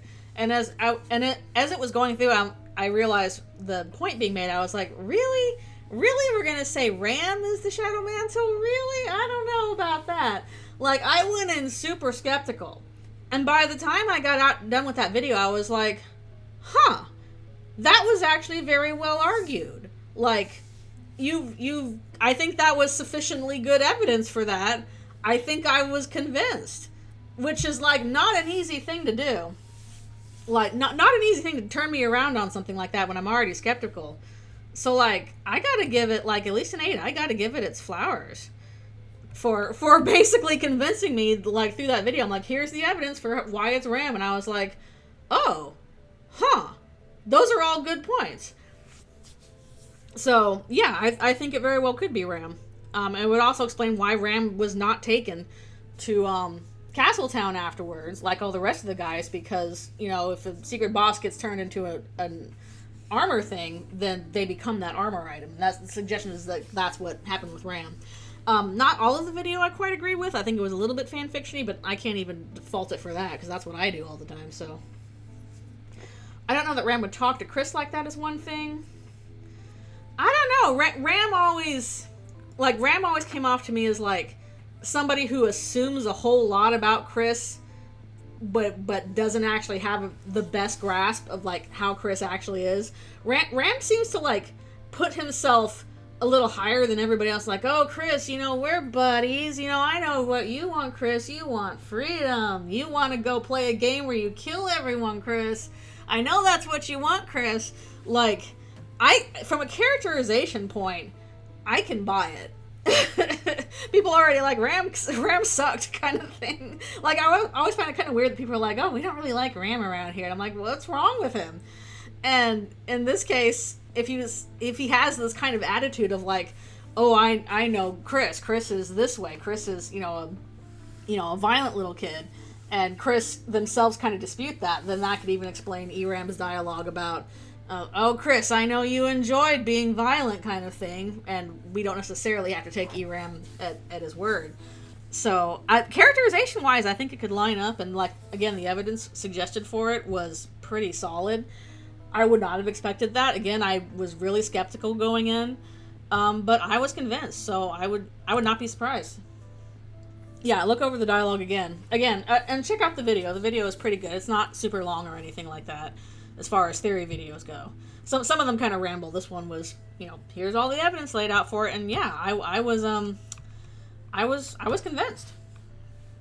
So I got to give it flowers. Woo. Gotta get my boba. Okay. Rate Shadow Mantle Holder is the knight. They both have, so Des is just back there playing on the controller. She was supposed to, kidnap Tori or whatever, but we gotta stop and play games with Chris first. It's kind of funny. They both have similar designs. Completely black, but has a face that only contains a mouth in the middle. Please, grammar. The final name of the character is Nightmare, and Night are pronounced the same, in English anyway. Some think the supposed name of the mantle holder is Eram, and there it lines up more. Eram backwards is Mare. Yes, we know it's a nightmare. Fighting Mare after night. Mare also means female horse, which lines up with the popular theory that the knight is either Des or Carol in their gender. That's a stretch. The knight doesn't have too many speaking roles. This allows for more dialogue for the character. Some weird evidence for this, I gotta say. But, no, I don't think it's that. It would be weird. Sorry, just thinking about the knight back there playing on the controller and not actually doing their job. What were they doing this whole time? They were playing games with Chris. I think that's a little bit silly. I mean, there are interesting things going on there, like basically ERAM's, or Burning Eyes' theme is like the same as Black Knife, which I do find interesting, but I don't think the Mantle Holder is literally the knight. Get out of my room, Jenna, I'm playing Minecraft! So, who the hell knows what's going on with the Mantle Holder, I guess. That's what we're doing. Rousey object theories. Oh boy, more Rousey. Good grief, we're never gonna find out. Poor Rousey. Okay, night finale attack, background color. Yeah, that is true. The songs are similar. That is, they are pretty similar songs. What object Rousey is has become a hotly debated topic. These theories try to figure out what is up with Rousey. What is up? Make it fair. Extras notes have been added to some theories. Okay, please. Some think that Rousey has no physical object. Some think that Rousey is a new type of Darkner, not yet introduced one that doesn't have a light world object. Well, we do have objects. We do have Darkners that are not light world objects, like El Nino and La Nino. That they're like the concept of the Weather Channel. You can't really assign an object to them, so that already exists. The same though. Rousey appears in every Dark World just fine without having to be moved around from the Grand Fountain. He also doesn't turn to stone like other Darkner. Grammar. This theory explains why he doesn't turn to stone and was able to teleport to the other Dark Worlds. You also can't find him after the Dark Fountain is sealed. Shouldn't he be here if he has a Light World item? It becomes even more confusing when Dark Worlds get closed and reopened during Chapter 4. Rousey has 6 pieces of paper. This is my trail. Rousey is a diary entry. Paper trail, come back with a vengeance. No, we are not. We already talked about Asriel's death theory and it was bad. This theory explains why he doesn't have blah blah. Shouldn't he be here if he is a Light World item? It becomes even more confusing when Dark Worlds get closed and reopened during Chapter 4. He also says his Dark Fountain is made out of pure darkness, makes him different from the other Darkness because the Dark World he came from, Asriel, has left quite the mark on Hometown, which is how Rousey is able to be everywhere all at once, and we know Asriel has been to every location that has been a Dark World so far. We've seen other Dark Worlds that don't need Light World objects like the Titans. Yeah, La Nino and El Nino are things that can be physically seen in the Light World, whether channels are not a physical object. That's what I mentioned. Could be the manifestation of Chris's memories on Asriel in the past. The prophecy describes this prince as someone who's alone in deepest dark. That would mean he was always alone. I know this is getting more popular now, the idea that he's not a physical object. I'm still not on board with that because I think it's really kind of important that, well, for one thing, when Rousey is describing, like, oh, you know, Darkners are based on objects, and he starts to say, even I, the person telling you this, am only a ... before Susie cuts him off. Like, are we really going to think he was about to say, I am just the concept of Asriel as remembered by by Chris, and I have no real world object? Like, that doesn't quite flow. And I don't know. I think that he is an object, but he is not in normal object state for reasons. I'm going to say, I'm only a Darkner. That doesn't say anything, though, because he was just explaining Darkners are specific objects brought to life. What about Rousey being an imaginary friend? Maybe? I just feel like it is important that, one, he is named after Asriel for a reason. 2, that he looks like a dreamer, but not like any of the ones we've seen thus far. And 3, that he is Chris's age. So he clearly has important ties to Chris and, you know, is based off of Asriel to some degree. But, it's a puzzle. I guess I'll give this a 5. Yeah, that is the one I'm still on board with. Rousey is the horn headband and he represents Chris as to fit in. That still, even 4 chapters in, that still feels correct to me. It feels like it's kind of the same thing, but we're just not attaching an object to it, which kind of muddies things. I think I don't know if I would be disappointed or if I wouldn't care. I guess it wouldn't be the worst. It's kind of mid. I feel like this is kind of like, I don't know. I don't know how that is. Rousey has a physical object, not specifically headband theory. It comes individually too. Why is this separate then? Because we can apply this to anything that we say state 1 or state 2. Well, those are your options. Something Rouse has a proper light world object. I mean, that is pretty much the option. Like, either he is an object or he isn't. Those are two broad options. Things either are objects or they're not. Rouse views both himself and Darkners as lesser. It's something we see often from him because he isn't any different. In the scene where Susie learns about how Darkners work, she gets mad at Rouse for him not considering himself or the Darkners real. Darkners are a metaphor for fiction, and the C3 conversation shows that two sides want to take of seeing it as real because it makes you feel something or dismissing it all. Again, this grammar. Yeah, I just kind of invert the data on the last one. Learning, but the last one I give a 5, but I think I would give a higher one to this because I think this is more correct. After learning that Susie treats objects with more respect, like the TV and such. Yes, that is true. The way Darkness work is clearly incredibly important thematically, so it would be weird if Rouse lacked a light world object. Him not having a light world object would only help prove his point and muddy the themes. Yeah, I kind of agree. Rouse gives examples for Darkners and what light world objects they are before saying, even I, the one telling you this, I too am, yeah, ... Whether or not he was going to say what he was going to say right there, this dialogue makes less sense if he has no object, if he too is like them. Points against no light world object there. Oh, we're doing like a politics point counterpoint. The alpha doesn't turn to stone because he is one of the 3 heroes who has to fulfill the prophecy. That's why he belongs in every dark world. His dark world is made of pure darkness because it's a closet. The purpose of a closet is to store anything. He also has prophecy knowledge just fine, like other darkness with other objects like Javelin Spamton. The reason why you play as Susie for one prolonged stretch in her own fountain is because Chris is getting Rouse back to where they are in some sort of way. No, because the thing is, the soul is still with... Okay, never mind. The prophecy roles are shown to be intentionally vague and fitting multiple characters, so Rouse doesn't have to have been the original.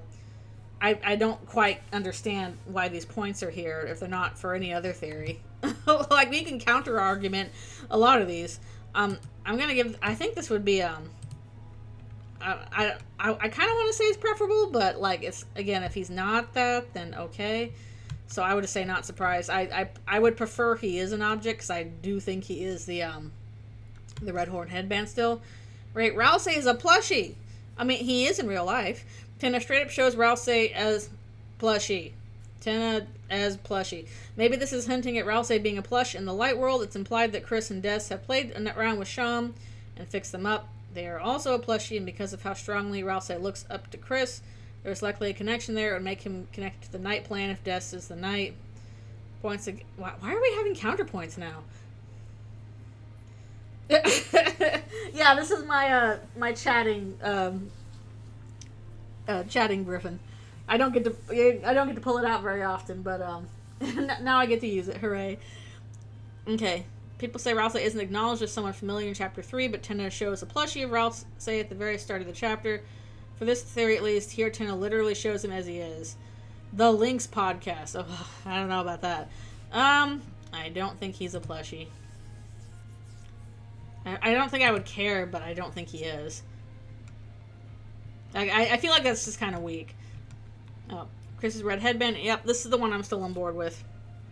I need to be on board with some boba.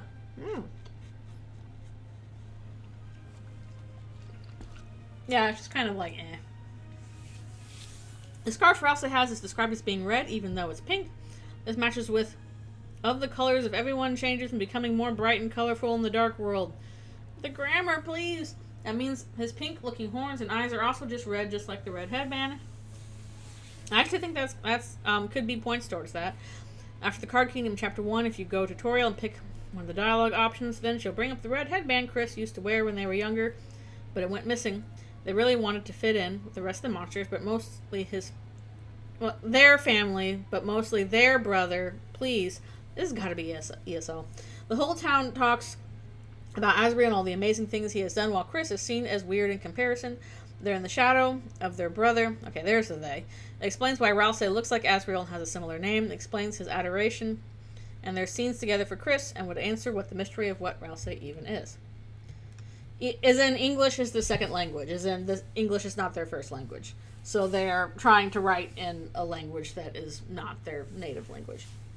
which would explain the grammar mistakes. Points. So, like there's just a lot of grammar mistakes. I keep tripping over them over and over. Ooh, yay, gift sub. If you were here for the last stream, it might have been for that terrible stream that got cut short because my internet died. But now I have working internet. Hooray, hooray, and it should be fast and good. And it should not have problems again. Points against no light world object theory. Again, why are we doing this now? None of the currently worn clothing Susie, Birdley, Noelle, Toriel, Undyne, or Chris has turns into darkness. The red headband was only clothing and wouldn't establish the same relationship the other light world characters. Objects would before finally entering the dark world. It was literally a part of Chris. Now we say, Rouse talk about becoming more of his own person and such. It could also completely dismiss all the connections he has with Azrael and Chris. Darkness get their history based on what they are in the light world was treated, so he would have this one to make sense. Yeah, I'm gonna give it a 9, actually. Again, I got my reasons for it. I think it's not just the headband.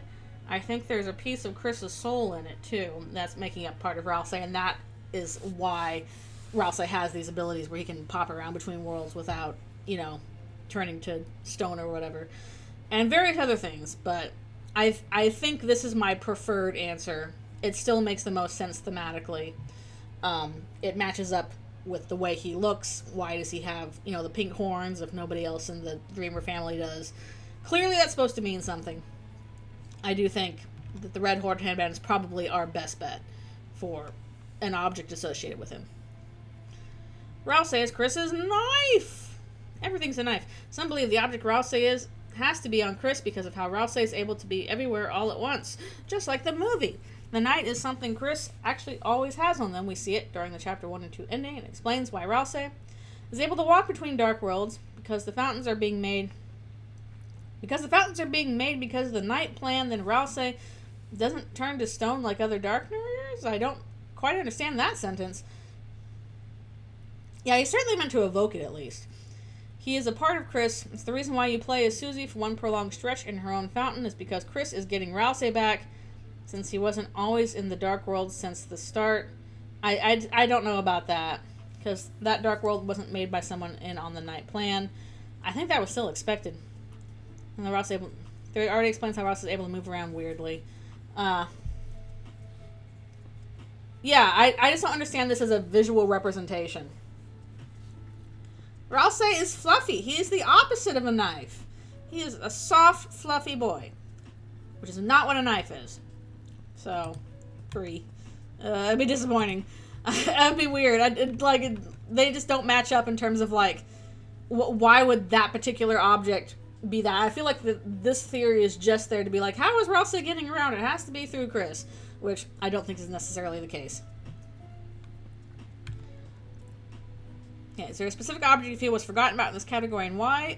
No, I think it's the red horn headband. Gets exploded. No. Oh boy, roaring night theories. Hooray. Hooray. This will be fun. We all love those. Okay. There are a bunch of different theories about who the knight is and where the dark worlds will be. A bit too many, if you ask me. Oh boy, how long is this page? Oh no, it's long.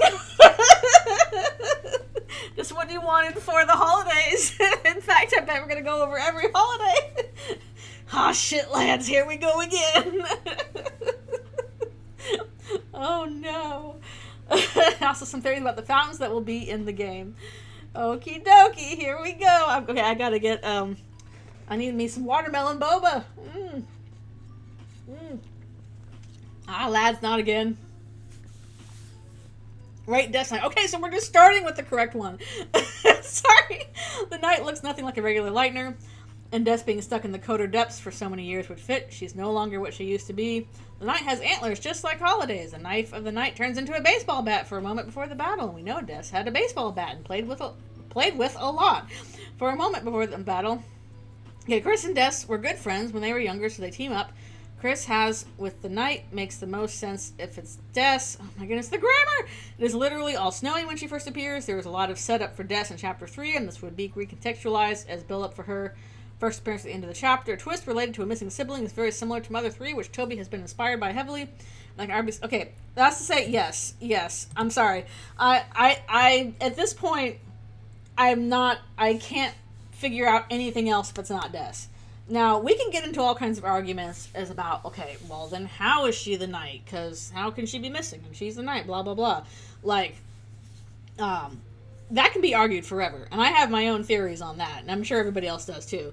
We don't have enough information on, like, how she got to this state, what this state even is, like, how does it work, what's implied involved in that. Like, those are all open questions. That's fine. But in terms of, like, the identity of the knight, I think everything is pointing towards Des. Even the stuff that, like, other people bring up for other candidates, it's still about Des. Like, it's Des. It makes the most narrative sense. It makes sense in terms of, like, relationship with Chris. It opens up cool possibilities for Susie, as they are, like, foils for each other. It, relates to, it's going to be very important for Noelle. And, once we introduce Asriel, that's important. So, like, all of this stuff, like, there was just so much stuff stacked in Des's favor that if it was not that, I'd be like, wait, what the hell was going on then? Yeah. Yeah, and if it's not Des, it'd have to be another holiday. But, like, Des is just far and away the one candidate that, again, any other candidate's just, like, they don't make sense in my brain. Just for storytelling purposes. I'm like, okay, it's Des. Like, that's what it is. Again, how it's Des, that's a more complicated question that we can, argue about for days. And, again, I have my own theories on that. But that's just open theories, because we do not know how it's working. Just like, if we're going strictly by who the identity of the knight is, it's Des. Okay, so yes, it would be good. It's Des. Rate Carol Knight. Carol has been set to be an intimidating character. Yes, indeed. She has a lot of power over the town and could easily be able to do a knight plan, possibly looking for a daughter, Des, who is in the code. Carol has a big katana in her kitchen, which looks exactly like the knight's knife. Well, no, it doesn't. We also see Chris talking with someone on the phone about the knight plan. Seems to be Carol with how she appears at Noelle's house after this person is told to hurry up on the phone call. I do think Carol was the one on the phone, but I think it was probably a group call. We also see Carol talking to Chris before they leave as if they have a strong bond. Knight has antlers, like the call. Okay, so Carol would probably be, like, the second choice if it's not Des. And for a little bit, like, when I was first playing, I was kind of like, is it Carol? But, thinking on it now, like, that is still, like, second choice. The main reason why I don't really want it to be Carol is because I don't really want her as an antagonist to be doubled up. Like, she already is being set up as our primary Light World antagonist, and she's, like, really cool and threatening as, the Light World antagonist in terms of, like, hey, this is a authority figure who has, like, a lot of power over you, like, socially, politically, in a family sense for Chris. That's really intimidating. So with all that, I think it would be kind of a bit too much if, like, she was also then the antagonist of the fantasy world. Like, that's a bit too much on her shoulders. So I feel like she does really well as the Light World antagonist, but I want somebody else for the Dark World antagonist, so that would be Des. I guess give it a 7 or 8, because, like, again, if it was Carol, I'm like, okay, that would at least make sense. Yeah. But yeah. I guess 8 will be generous. I would not care. I don't think it would be good, but I think it would be like, okay, it's fine. Rate Rudy Knight. The knight has antlers like the holidays, so it could be Rudy. It would not Carol. What? The knight is tall while in the dark world and would still probably be tall in the light world like Rudy. Rudy pretending to be sick, the perfect ploy. We also see him at the church just fine, so he isn't even consistent with it. He's playing it too safe. Some think the knight's presence is linked with sickness, and that connects it to Rudy. The knight's ribcage is shown at the start of the boss fight, and that's related to Rudy's sickness being in his lungs. I'm going to be honest, I hate Rudy Knight too. I do. If Rudy Knight were true, I would feel like I had been misled, and not in a fun, like, oh, the clues were all there all along, and I just had to put them together. What a cool twist kind of way. I would feel misled in, like, oh, you just lied about this character kind of way. You just lied about what this character's deal was for a twist. I would actually really hate that. I don't know, I'm gonna give it a 2. I don't like Rudy Knight. I really don't. Okay, Rudy being the knight would be an interesting concept in a different story. If it was in like a different story and he had different characterization or whatever, it does not work in this one. I do not like the fact that in order for Rudy to be the knight, something about him would have to be a lie. Either his sickness is a lie, which I think is kind of a gross plot point, or his characterization is a lie, which I think is also kind of gross. Yeah, like, I don't know, I would not like it. I think it would be bad. Like, yeah, like, you just turn this character into a different one for the sake of the twist. It feels really icky. And, like, I don't think it fits with his characterization at all. Like, in terms of characters that I'm going to arbitrarily sort, I feel like we have characters that are on Team Past and characters that are on Team Future. And there can be some crossover between those. Characters on Team Past are characters that are like, you know, I want things to go back to the way they were. I miss the way things were. I want to preserve things. I am scared of the future. I have no future kind of thing. I just want, you know, I want to turn the clock back. And that's Carol kind of thing.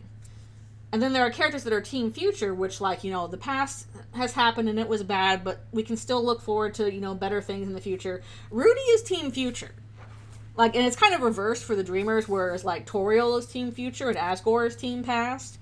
But Rudy is Team Future, and because of that, I do not... Pokemon forward and Pokemon backward! Yeah, they'll do that eventually, I'm sure. Because of that, that doesn't really fit with the Night Conspiracy. Because I think anybody in on the Night Conspiracy and the Roaring is basically assigned to Team Past, where they're trying to, you know, bring things back to a past that, you know, was safe and knowable and stuff like that. And that's just not how Rudy's characterization has worked out. So I know this is a pretty popular one. I don't like it. I think it would be a really poor twist. This game can be so Night in the Woods if we tried. Rate Noel Night. What?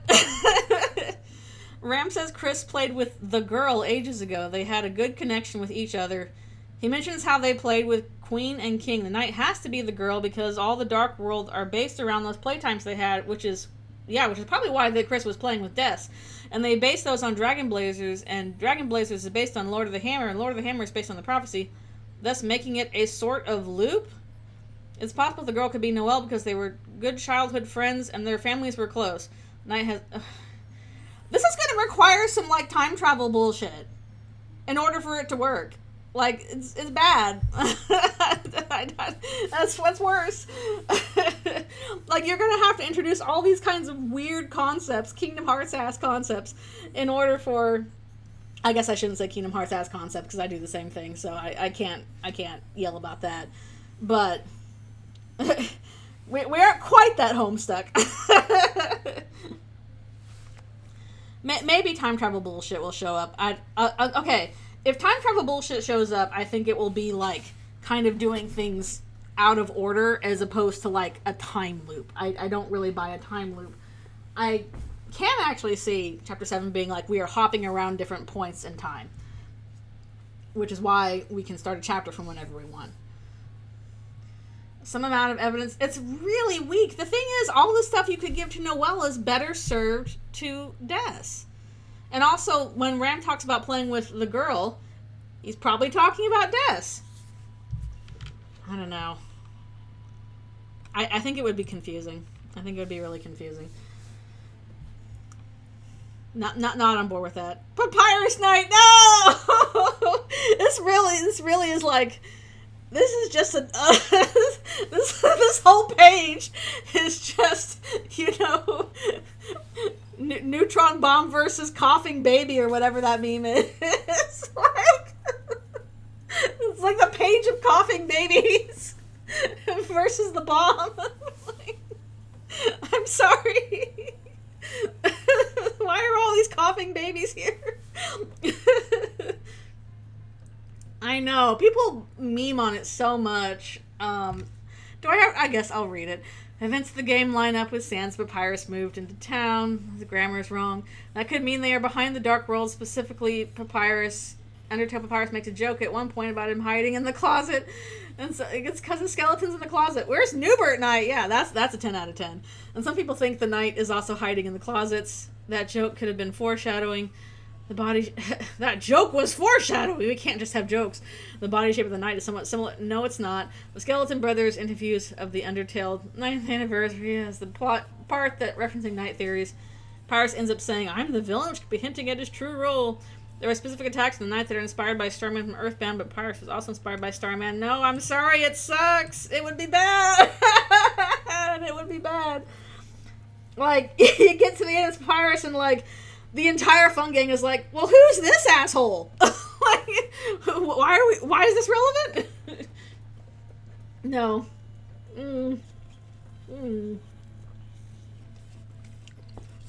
would be bad. It would only, like, it would be, like, a funny joke for, like, 5 seconds, and then after that you would have to deal with the fallout of it and realize it's actually not that funny and it kind of sucks. Like, is it worth it for 5 minutes of laughing? I don't think it is. Great Asriel Knight. Ugh.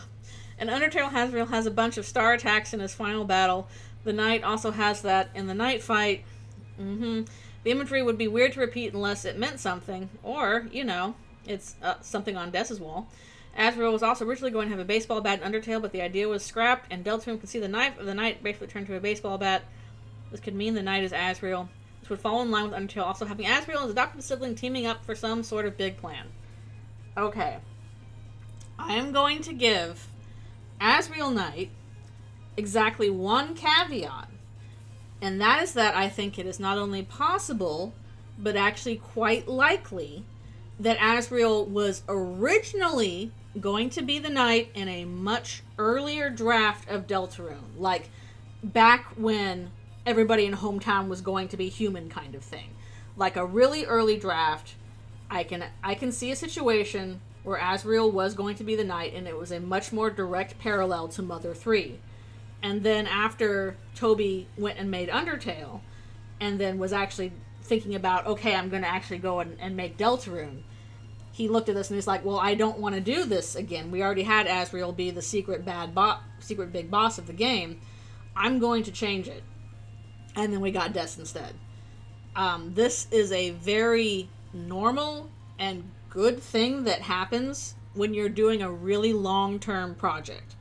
It has happened to me on pretty much every project I have ever done.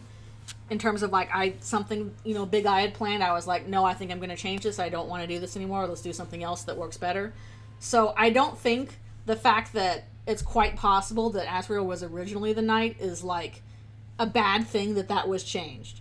Because I don't think it's Asriel. I think it's definitely Des. But I can, like, in my mind's eye of imagining the process of making this story, see a situation where in a very early draft Asriel was the knight, and then that was changed not long after. That was changed like pretty early into when he started developing Deltarune for real. So that is the one caveat I will give it, because no, I definitely do not think it's Asriel this time. I think the evidence for it is weak, but I think the vibes are there, which is what people are picking up on. I think people are picking up on, like, the kind of leftover vibe residue of having something be changed from its original take. if that makes sense. But evidence, yeah. Not evidence specifically Asriel. Vibe residue can turn to a vibe solid. You can try.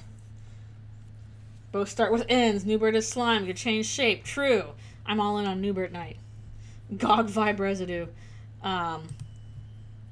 I'm going to mention this in the other, because I think that's actually important. Asriel was the knight in a much earlier draft of the story, but he is definitely not now. Because, yep. that is my little rant. I think it's very possible that was the original idea, and it was changed.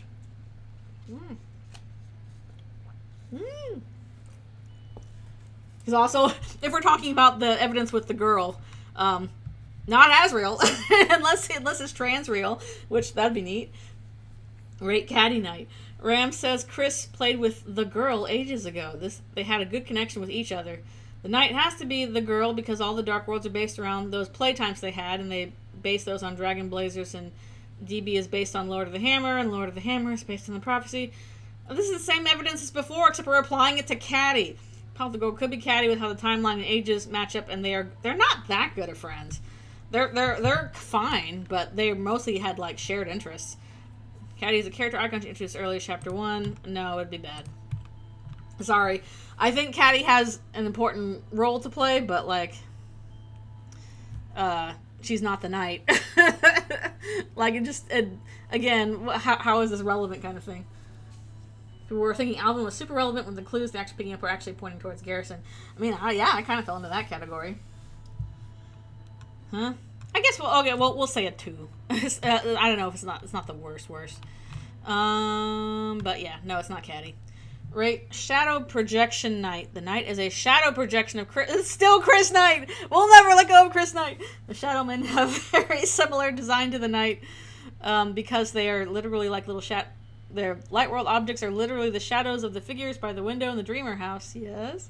Toby could have made them just the figures, but he deliberately made it the shadows. A lot of the poses the Knight do are actually just Chris poses. This explains the general connection Chris has with the Knight and also the Chapter 4 ending.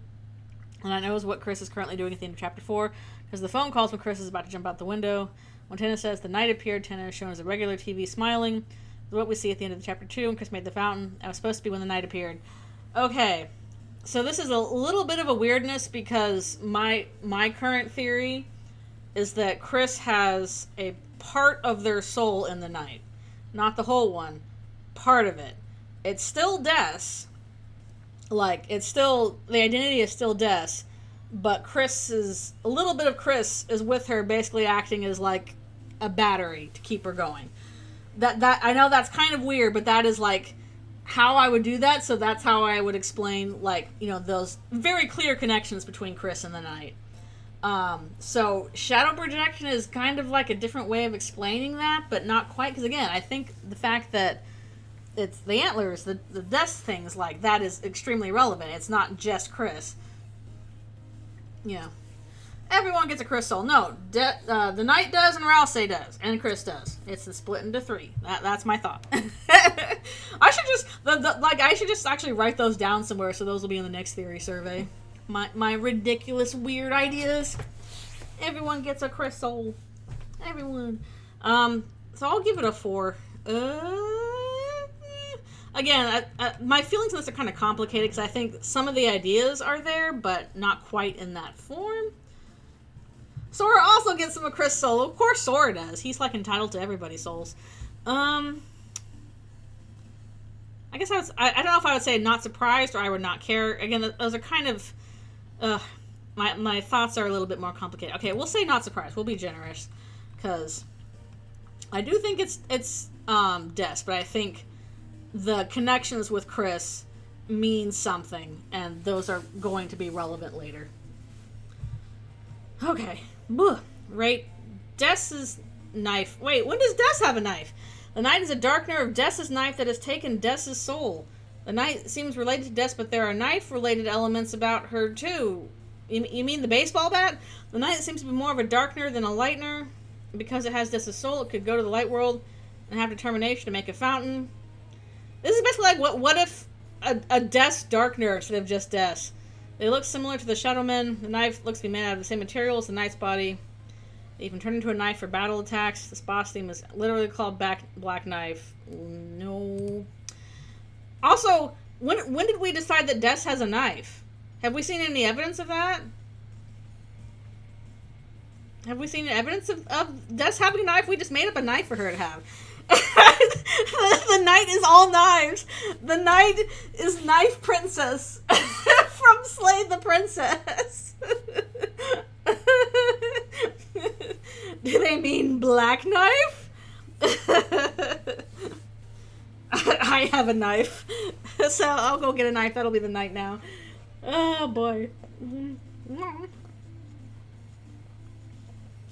is having a knife because of vibes. She doesn't need a knife. She has a bat. She will crack you over the head with a bat. That has more range than a knife. The Knight is a darkener of Chris's knife that has taken Death's soul. The Knight seems related to Death, but there are knife-related elements about her too. More of a darkener. This is the same evidence. We just changed it with Chris's knife instead of Death's knife, which she apparently has, even though we have no evidence of that.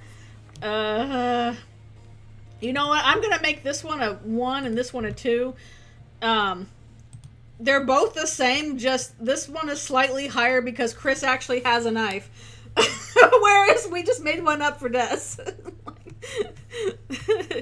Rate time traveling! Yeah, I like knife idea, but not for any of these reasons. This theory states the Knight is a version of Chris that failed to save the world. People really want a time loop, I guess. As Chris has traveled through time to get to this timeline. Some think Chris was saved by Gaster, but got corpooted by them. They got corpooted. The 3 hero roles in the prophecy are vague and can fit multiple characters. It shows that the current story we're seeing is not the original. Garrison even compares Susie to the dragon from his own stories, which were based on the prophecy. The dragon is someone who's important to the story, but not a part of the hero's party, which also shows what the prophecy originally was. There is no dragon in the prophecy! Okay, that's another rant for another day. The reason why the Knight made the fountain at the end of Chapter 4 is to see if the heroes have the ability to save the world now with Susie on the team in this timeline. There's a video. No. Again, I think there's... I guess we'll give this like a 3 or a 4. Like, again, I think there was an element of Chris that is involved in this. I think it's a piece of Chris's soul. I don't think it's literally Chris time traveling. Again, you then have to answer the questions of, like, why are there antlers on the Knight? Why is there a baseball bat? Why did they make baseball in Moon World in the cyber world for Noel? There's just so much, like, all the strongest evidence is for Des. It's coughing babies all the way down. I think it'd be a little disappointing. I'll not explain. Yeah, I will not explain. Rate the Knight as just their own character. Oh boy. Some think the Knight has too many supernatural powers to be a lightener of any character we know. I see that they shapeshift and contort themselves, which break any lightener body. We've seen them do impossible things not even Chris and Susie can do in the Dark Worlds. And then just move the Knight just be the Knight. I don't like that. I think that would suck. Like, it's just a guy. It's just a guy. Like, again... Things mean things. If the Knight is just a guy that we don't know, why does it have antlers? Why does it have a baseball bat? It has to be somebody that Chris and them know, because the Darkners from, like, the, first 3 worlds we saw are all stuff from Chris's past that he played with the girl. That was other evidence we had up there. It can't just be another guy. It has to be somebody that Chris knows. Is a Knight candidate you feel was forgotten about? Should I put Newbert? Newbert! Here we go. Newbert Knight. Everybody loves him. Alvin? My original Knight theory was that it was Garrison. And Des was, my second choice, so I'm pretty happy with what we got. Rate the character morality of the Knight. What? Some think the Knight is brainwashed by someone like Gaster, or they have a sympathetic motivation for what they are doing. Others think that because they are kidnapping people for sacrifice, I guess they have something more sinister going on. Why are we putting morality on a Kinsey scale? That's not how morality works. Are you pure good? Are you a good Knight or a bad Knight? Answer. What do you mean the character morality? Like, that's not how morality works. These things are subjective depending on what the need for the narration is. Knight, we must ask you. Like, I'm just gonna give it a 5 because, like, fully morally evil, good witch, bad witch ass options here. Well, I don't think this was a question that needed answering. This isn't really a theory. This is just like, how do you characterize the Knight? My answer is that it's complicated. I don't think you can put that on a scale. How odd. Ugh. Chapter 5, Fountain Creator Summer. Yeah, we don't know what their motivations are. I mean, I have a guess as to their motivations. I wouldn't ascribe good or evil to them. Okay, Chapter 5, Fountain Creator Summaries. Chapter 2, when Queen is talking about lighteners making fountains, she uses Chris, Susie, and Noelle in that exact order. This order can be found if you name yourself in the vessel after any three of them. Gaston will then refer to them as very wonderful, which he doesn't do with the other lightener names he reacts to. This is so far the exact order for who we've seen make a fountain on screen. Noelle should then be next. Okay, I pretty much agree with this, but it depends on how you order this kind of stuff.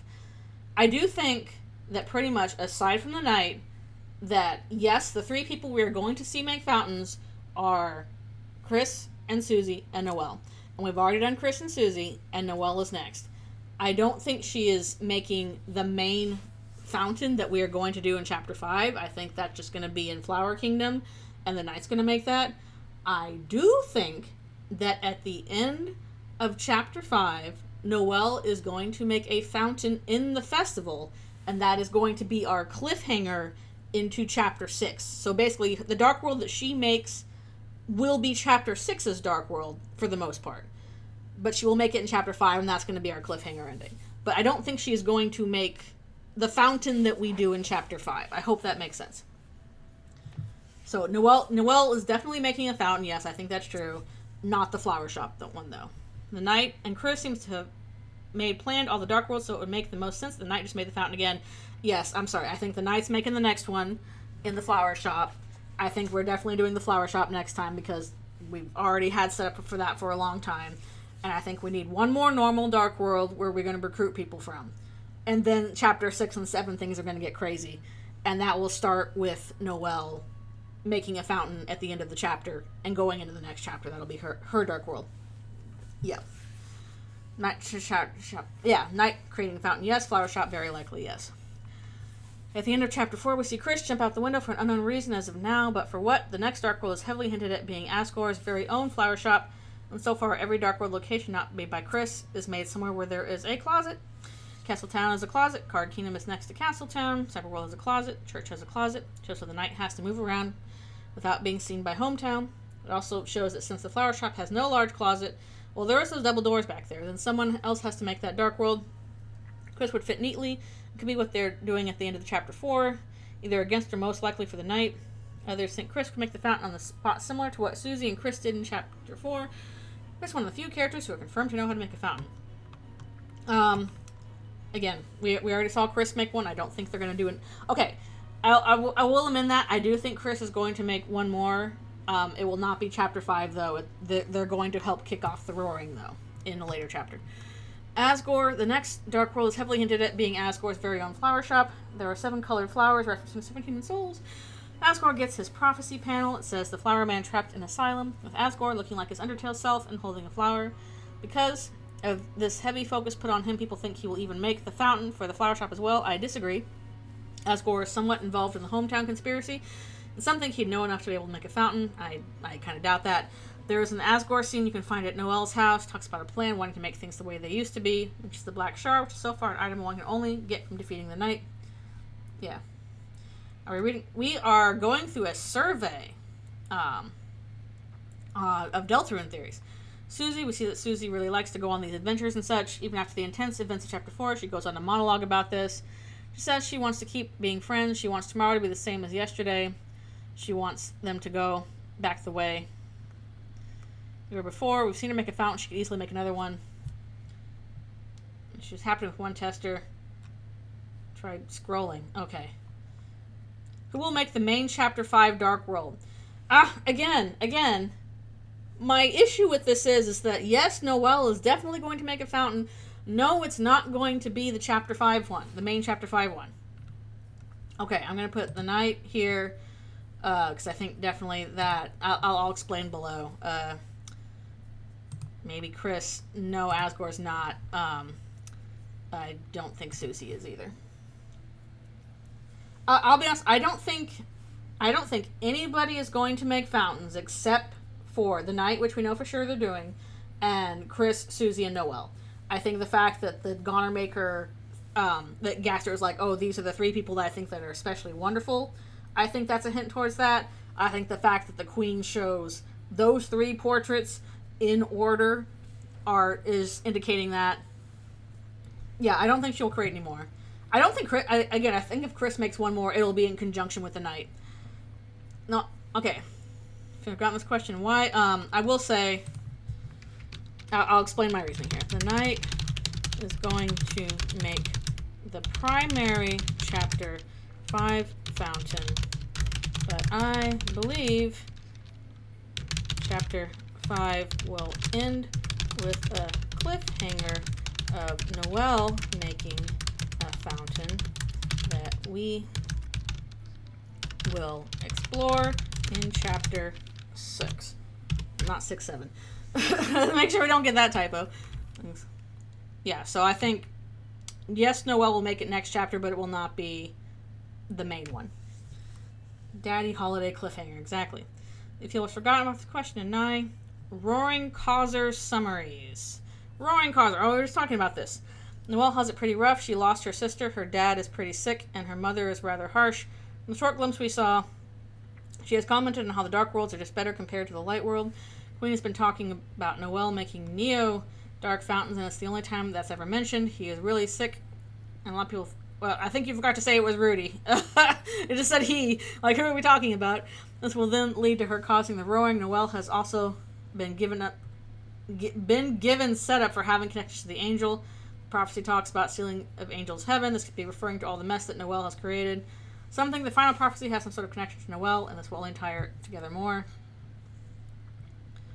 So far we've shown the... Okay, we're just going over everybody. So far we've shown that the Knight has made multiple Dark Worlds. We've also seen the Knight make a temporary roaring in It wasn't a temporary roaring. They were just... They would have said it was a roaring if it was doing that. I mean a temporary roaring. That's not how it works. Okay. This could have caused the roaring if nothing was done about it. They'd very much be able to do it again. Chris works with the Knight, so they could also maybe do it instead. No one! It just kind of happens. It's just kind of spontaneous. The roaring is some sort of fake out, and no one is actually going to make the roaring. What? It also... So just the main problem just doesn't happen. It also wouldn't fully escalate the story by just... We didn't do the roaring yet! What is this answer? If chapter 4, the Knight almost causes the roaring, the Fun Gang ends up fighting a Titan. If the Knight wanted the roaring to happen, they would have made it happen by now. Yes, that's true. That means it didn't happen for a reason. It also wouldn't fully escalate the story by just doing... The roaring did not happen already! I think there's a little bit of confusion here about what the roaring is. Yeah. No one. We're not doing the roaring anymore. We already did it. That's old hat. We're doing something else. Don't worry about it, Ralsei. It's not going to happen.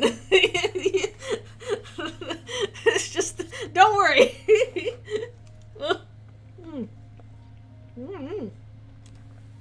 Roaring postponed indefinitely.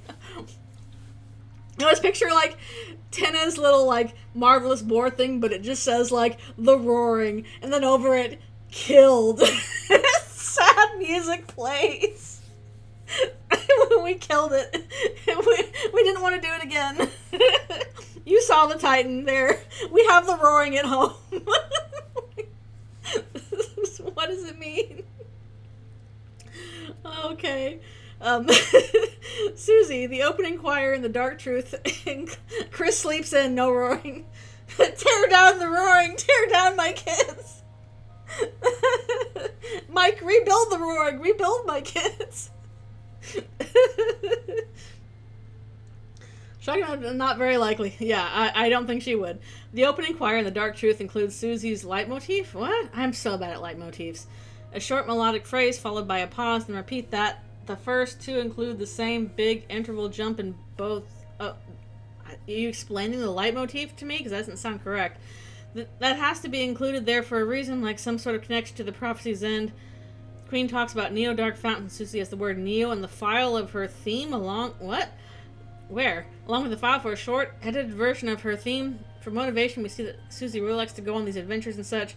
Even after the intense events of Chapter 4, she goes on a monologue about this. No. Wants tomorrow to be the same as yesterday. She wants things to go back the way were before. Not really. We've seen her make a fountain, and she might make more of this because of this character trauma. This could tip the scale. Yeah. Out of order. Yeah. Okay, is there an option for, like, multiple people? Because my thoughts right now are that, basically, in Chapter 6, in Noelle's Dark World, the one that she already sets, we're going to have the Knight and Chris together make fountains at the same time. This is the big moment where like Chris's betrayal is shown to the fun gang. Oh no, they're full betrayal. And also, like, we don't have to do like one fountain at a time. If you do multiple fountains at once, then like that is basically what's going to tip the scales over and get the roaring underway. So like, but my option is most like and maybe Noelle would do it too. I don't know, but at least Chris and the Knight like working together, and that's Chris's big betrayal thing. And yeah, I think that would be a cool moment. And Imperium roaring. So I guess I'll put Noelle at an 8 because I think it's possible that she would contribute to that. But Knight and Chris, yes. No one is the worst, and Susie 3.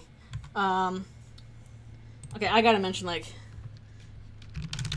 I think the most likely option is that multiple people will set it off by making fountains at the same time, notably at least Chris and the Knight. Basically, I think this is a group project. The ultimate group project that you're going to need multiple people doing it at once. So it's not a one-person deal. That's my prediction. Okay. Question to Ryan. What was your top Knight candidate in the Chapter 2 days? Rank them for those of you who haven't heard of it, who didn't like, thought you didn't make sense, and of course your favorites. Okay. Shoot. Okay. My honest answer is that I did think it was Garrison, which means I would have to put Oberon Smog.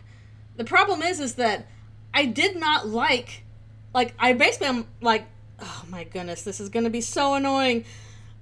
I did not like the way that Jaru described it.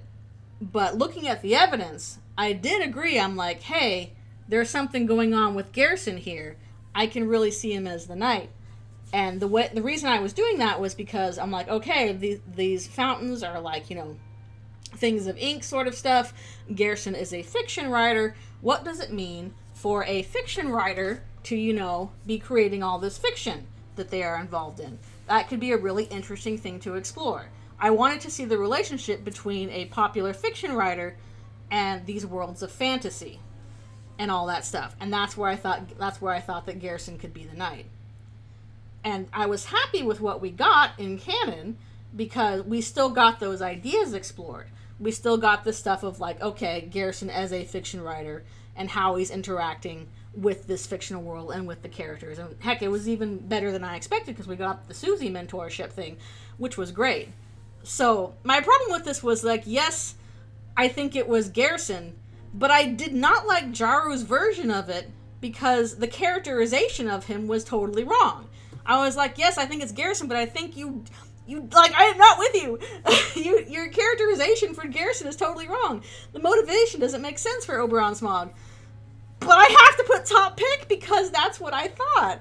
I thought it was Garrison, and I thought the evidence for that was strong. It just turned out he had a different role. But it was still exploring the same ideas. So, damn it, I'm going to have to explain myself. Des was actually my second choice. So again, I'm pretty happy with what we got in canon because again, we still got to explore Garrison as a fiction writer in this situation and how that relates to this world of fiction. And then Des is my second choice. I'm like, okay, that's probably the situation here. So yeah, I liked how things went. Yeah. And you know what? I was weird. I didn't like Chris Knight. I just didn't. Maybe the way it was presented, and I was really futzy about certain details. Basically, some of the evidence that was some of the counter evidence against Chris Knight was dismissed on certain grounds that, as somebody who is a storyboard artist, bothered the hell out of me, and I don't know how to explain that in an easy way. But basically, I did not like it, so I'm glad this got disproved. Let's see. Carol was a possibility. Alvin was kind of my second choice. The thing is, like, what a lot of people, like, devoted as, like, evidence for Alvin, I was putting towards Garrison, because, again, I was thinking about that relationship as a fiction writer. You were validated. You were correct. It was Des all along. I don't really know about the vessel. Gaster was my thought in chapter 1 with Paper Trail, but that changed after chapter 2. I guess I have to put considered. I don't think it was Asriel. Don't like Papyrus. I didn't like Multi-Night. Okay, I didn't like that either. What the heck? Chris, Susie, and Noelle Knight? This is getting confusing. I didn't like any of the Multi-Night things. I can't explain myself. Damn it! I don't agree with Jaru. I just thought it was Garrison. Why is it listed as Oberon Smog when I didn't think that's what it was? Cruziel Knight. Cruziel is real. Hooray! Candidate not meant. This question requires one response per row. Oh, I have to put, like, not available. So, yeah, whatever. Cannot mention here, yeah. Okay. No, I have to put Oberon Smog because that was my own. I drew a whole comic about it. Because I was like, I think it's Garrison, but I don't like Jaru's take on it, so I'm going to put out my own take. That was the reason why I did that comic. And you know what? At least the first half of that comic ended up being pretty accurate. Because what I was trying to go for was, like, the characterization of Alvin being stuck in the sense of, like, oh, I'm living in my father's shadow. He expects me to do this, but I can't write fiction, so I'm going to try and bring him back in order to do what I can't do, kind of thing. I don't like you, Jaru! Ah! Why do I have to put just put Garrison, not Oberon Smog. Yeah, that sucks. Nobody's gonna know that I didn't mean Jaru's Oberon Smog. I meant my own take, but what can you do? Fine, next. Okay, actually, before we do next, I gotta turn off Alfie's lights. It's sleepy time. It's bedtime for the girl. It's sleepies.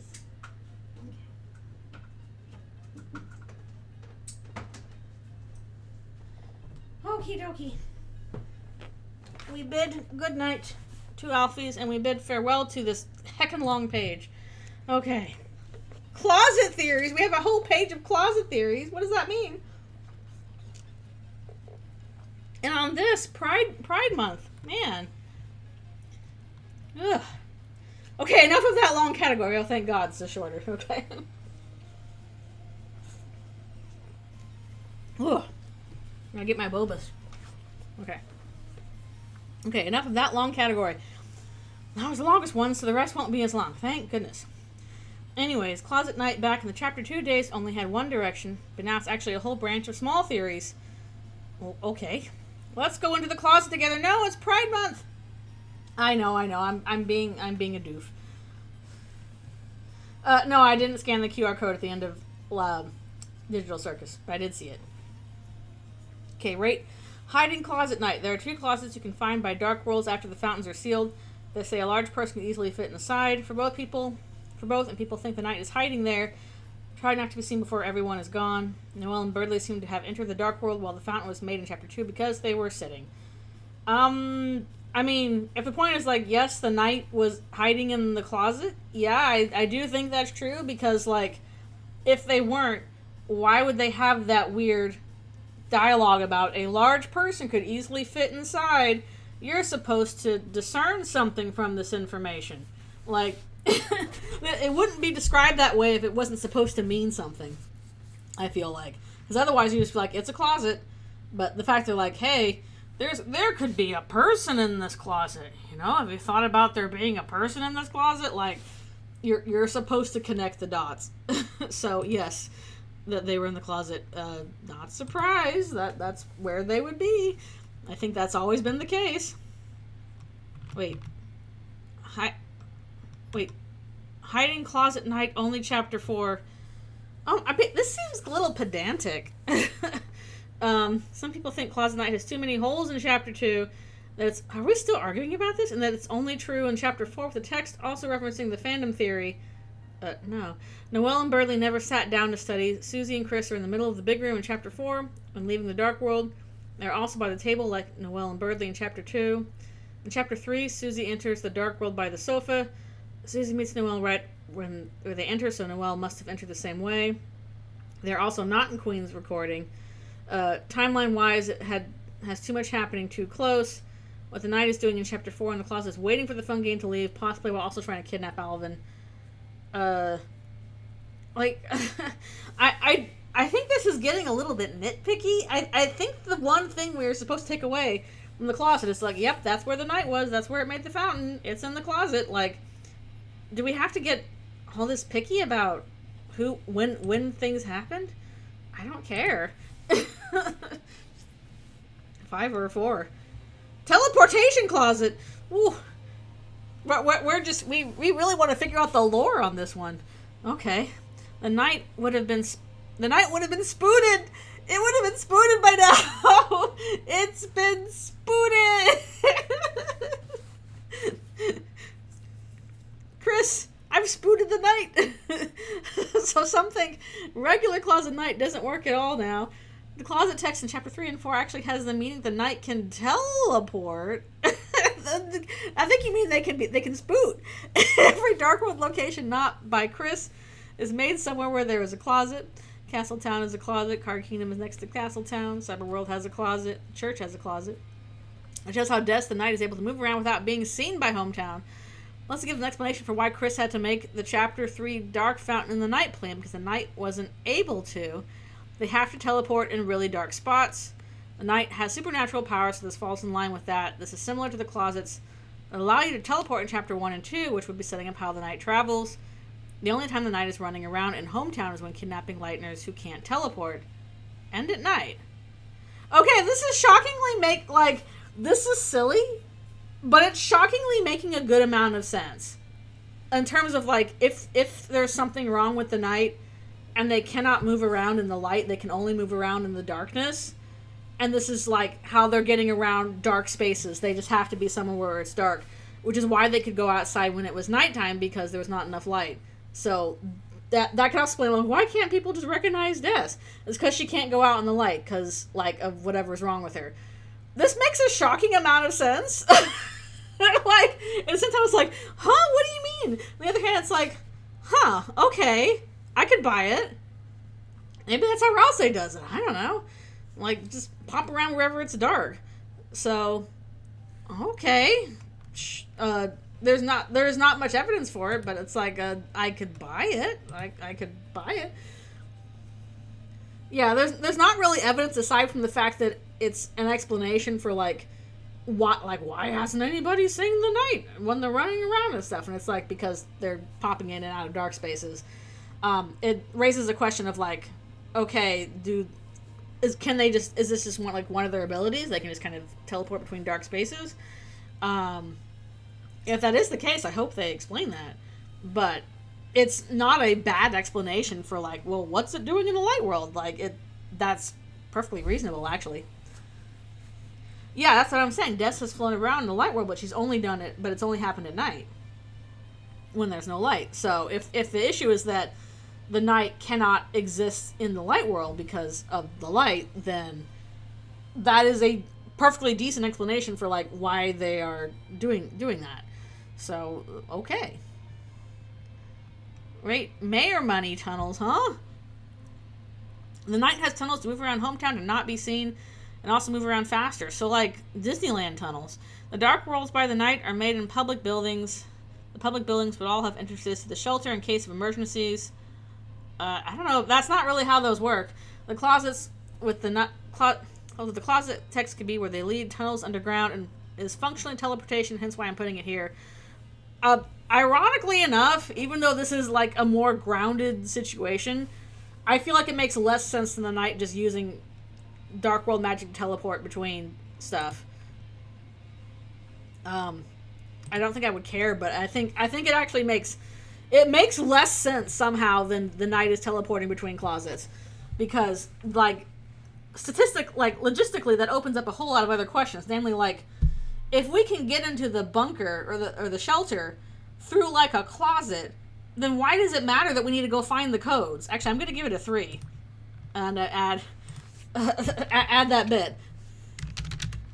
We can get into the shelter via a tunnel system.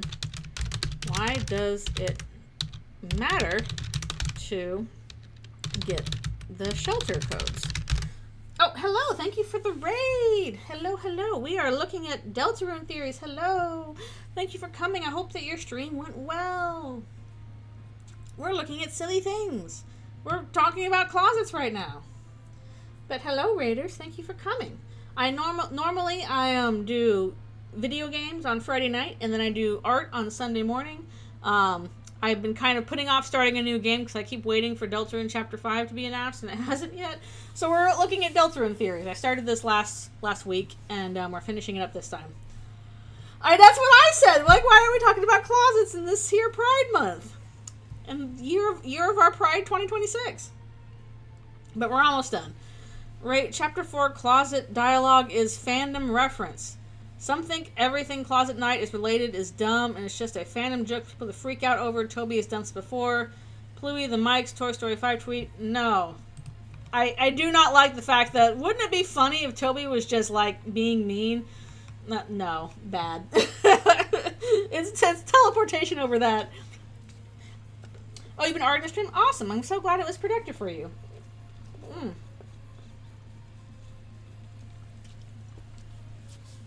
Sorry if I'm going like nom nom nom. I have my watermelon boba I've been eating. Yeah, it's like, what if there was a Chekhov's gun and then we never fired it? Wouldn't that be cool and good of Toby? Okay.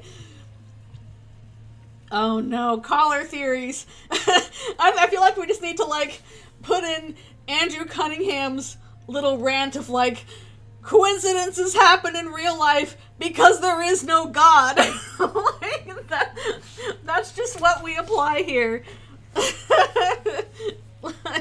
It's just Carol. There's a phone caller in Chapter 4 with a lot of mystery surrounding them. Whoever may that be, it's at least Carol. These theories have been named to make sure our stats and your ratings will look right regardless of who you think the night is, huh? Right, the staticky caller is Carol. We see Chris talking with someone on the phone about the night plan. Seems to be Carol with how she appears at Noelle's house after this person is told to hurry up on the phone call. Yes, that is why it is Carol. We also see Carol talking to Chris before they leave as if they have a strong bond. Carol also seems really interested in the player with all the hearts around the holiday house. And the red U text. I think they need to like capitalize that. In the weird route, ending the phone is actually up by Chris's ear, which isn't in the normal route. That's why we get normal text boxes instead of weird staticky and missing words, because Chris can hear it normally. Not everyone thinks this, but some think the weird route is closer to Carol's plan, and I disagree with that. Yeah. That's why she only tells Chris to not forget about the plan in the normal route. Some think she also the night, while some think she's the caller, but not the night. She is the caller, yes. Like, that is just basic A to B setup. I'll be right there. Carol is there. A to B. Like, again, having to, like, explain your way around the fact that that's not Carol, but she showed up at the house anyway, gets really convoluted and dumb. The easiest thing is that the caller is Carol. Yeah, I think because we have red and white text, I think it might have been a group call between Carol and the Knight. Like, that's the idea that makes the most sense to me, and like they're just talking about Chris while Chris is listening in. I think it's just Carol. It's not Carol. The end of the weird route, completely different ending where Carol calls you instead, but there is no staticky voice from the phone. I think the reason we do that is just so that we have mystery about who exactly is calling. Whereas in the weird route, we do not need that mystery because we know that it is specifically Carol asking about Noelle. It's just the difference between like, I wonder what this call is about versus, oh, we know what this call is about. Like, it's just easier if they're both Carol. I don't think it needs to show that they're different. Carol seems to be setting up as a red herring for the static key caller. There are coincidences in real life. Rant here. Even though she comes home after the last phone call, the phone call actually is Chris telling the knight to go make the fountain. I don't think Chris has to tell the knight to do that. I think they can do that on their own. The static matches more with the aesthetics of the knight as well. 2. I think it would be bad. I think it was just Carol. Oh, well, this is the actual correct answer, I think. I think it was both of them. I'll read through it, but like, static key caller was both Carol and someone else the night. Something the phone calls Chris had were multiple people on separate occasions or even a group chat. It would explain multiple events a lot easier and explain everyone just being aware of what's going on. No weird coincidences needed. It being multiple, I guess there's a word there, makes it easier for the audience to follow along with if brought up again. There are voice changers too. That is true, and Chris did delete the numbers at the end. So yeah, this is the one I actually think was correct. Like, it could have been just one person, but it was definitely at least Carol. At least one of the people was Carol, and I feel the easiest explanation is just like there were multiple people on the phone, especially because we have red and white text indicate one person speaking, another person speaking. Like, you can do that pretty easily through text, and red is associated with the night. So wait, I put it disappointed? Where? Yeah, I don't know if it's like the worst thing though. I just said disappointed. I don't know if it would be like the worst. I would just be like, what the hell is going? Why is it that way? So, anyways, there are no coincidences in fiction. You do that stuff on purpose. Conspiracy theories, isn't that how they normally are? Okay. These are theories about the planning all the different characters are doing. Oh boy, this will get complicated. Who's doing that, what with who, and such. It's important to know what alliances there are. Good griefity groo. I guess this is my Team Past, Team Future stuff going on. Which characters are in which parties? It's unclear which of these characters are in which parties, and if those in the same party are actually two very similar parties. This question I've sorted into Fun Gang, Night Gang, and Hometown Conspiracy Gang. If you feel like someone could be part of multiple of these, even if you're super unsure, then you could add unsure to what you just picked out. A lot of these are going to be unsure. I think Des is the Knight, so yeah. And I think the Knight is working with Carol, so yes. Chris, yes, and the Phone Gang. Yes, they're working with the Knight. This is like the one thing we know is triple truces with Chris. Is that yes, they work with the Fun Gang and with the Knight and with Carol. All of these are true. Yes, Carol is working with Carol. And if I'm gonna say working with the Knight, then yes. I don't know if Asgore is on Team Knight. I don't think he's that involved working with Carol. But I'm also gonna say unsure. Alvin. I actually don't know if Alvin's in on the conspiracy. I think if he is way outside the circle. So I'm gonna be like no allegiance, unsure. I don't think he like made the chapter 4 fountain or anything. I think maybe he was told some things to kind of set him up for that, but I don't think he's like actively working with. I think Alvin might have been kidnapped in chapter 4. That's a guess of mine.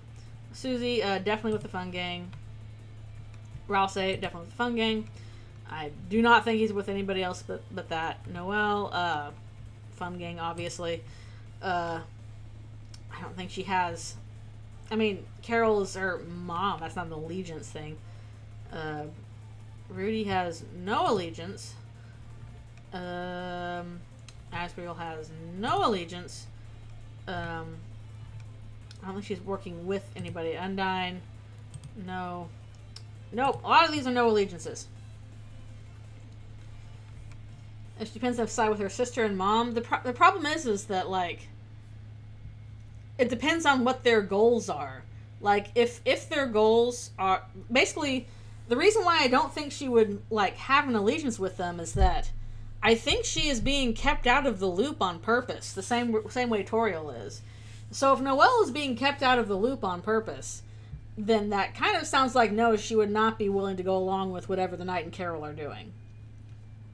Otherwise, they would loop her in, because I think she would be an extremely powerful asset. Queen certainly seems to think so. So, she is aligned with her friends, but I do not think she would be on board for, like, Knight conspiracy stuff. I think she will kind of end up in that position anyway, just kind of forced into that through plot reasons, but I wouldn't call that, like, an allegiance kind of thing. Is there someone you feel was forgotten about in this question, and why? Newbert! No. Right, Carol is the real mastermind of the conspiracy. There is a big conspiracy going, and you're all invited. Most people think Carol, Chris, and the Knight can be working together for something. Some think that while Knight is running around and making the fountains, it was really Carol who was the mastermind behind most of the plot. Arrived in the end at Half-Human Susie has not shown up. I haven't been able to give it a 10. So I don't think it's going to. So you won't get to hear my blood lore rants, a thing that everybody loves to talk about, and nobody is sick of, and nobody hates. Sadly. I know, tragic. It might have been in the previous survey, which I was going to do and then did not do because I did not have time to do it. I was too busy. So I missed my chance. I would have thought maybe they put it in again with, like, updated information, because we did get updated information in Chapter 4, but alas, alack. Lost to Carol the mastermind. Carol even has a conspiracy board for all the planning. Carol's a lot of power of the town. She's the mayor, and even seems to want Chris and Noelle together for some malicious. I can't talk. She might want to fulfill the prophecy in her own way, maybe.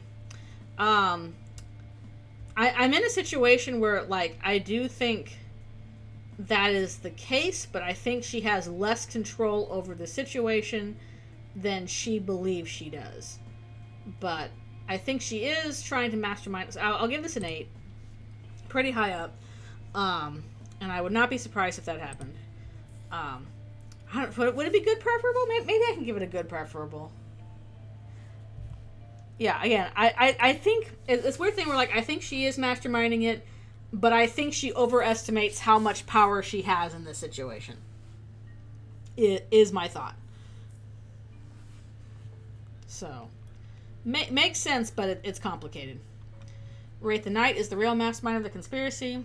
Since the Knight is the one running around making fountains, they're the one who's the boss behind the group. This can still apply without Carol in on the Knight plan. The Knight and Chris have. The Knight is just the one with more say. I kind of doubt that they're in that much control of the situation. I guess I would be not surprised, whereas this is a good preferable. But I don't think... I think the Knight is just fulfilling a role that they have basically been forced into. Not even necessarily a role that they like, but it's one that they are compelled to do. So I don't think they're like, we're going to do this to be evil on purpose. I think they're like, I'm doing this because I have to. Kind of thing. Mm-hmm. More bubbles. Wait, Chris is the real mastermind. Everybody wants evil Chris. We think Carol, Chris, and I could be working together for something. Think they're the mastermind, but it's actually Chris. Some people think Des was the Knight, even though she was being set up as a lost girl, like with findher.ogg. That's because it wasn't referring to the plot of Deltarune, but events that have already happened. Chris trying to find Des. This couldn't have gotten out themselves from the bunker. Chris is the one in the triple truce in Chapter 2. Who's a part in all of these parties. Chris is the one pulling the strings of the plot by being in all of these. And Chris is the main character after all. All these endings so far all focus on how Chris moves the trajectory of the plot. That can still apply without Carol in on the Knight plan. My assumption with that is that, yes, Chris entered into this conspiracy on purpose, but I do not think they are the one that's controlling all the they are not the mastermind. So 4. I think it would be weird. Yeah, I do not think that Chris is an evil villain trying to, like, mastermind everything, blah, blah, blah. I think they are a scared, depressed teenager who is trying to martyr themselves to make up for the guilt that they feel for whatever happened to Des. That's not really mastermind material. That is scared, depressed teenager, doing very stupid things material. The reason we haven't heard anything about Chapter 5 was either because Toby realized either he can't finish 5 by the end of the year, or realized he could finish 6 as well by the end of the year and wants to surprise people. I don't know. We did get that recent little, that cute illustration where it said, like, Chapter 5, 2026, so I think the plan is still 2026 for Chapter 5 at least.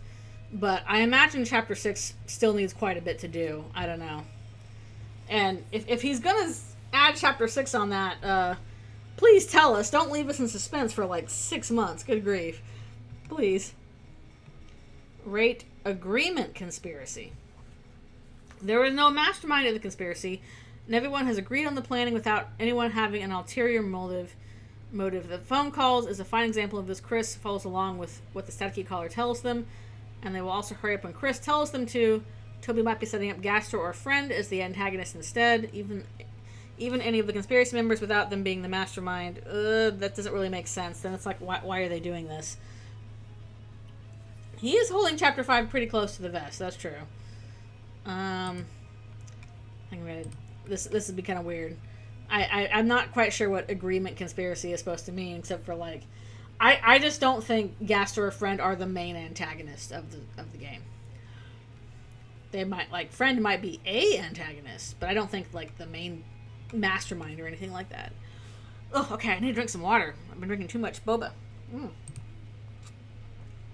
Theories about the Knight and Chris's relationship. Oh boy, this gets long. Am I gonna finish this survey by the time we're done? No. Okay.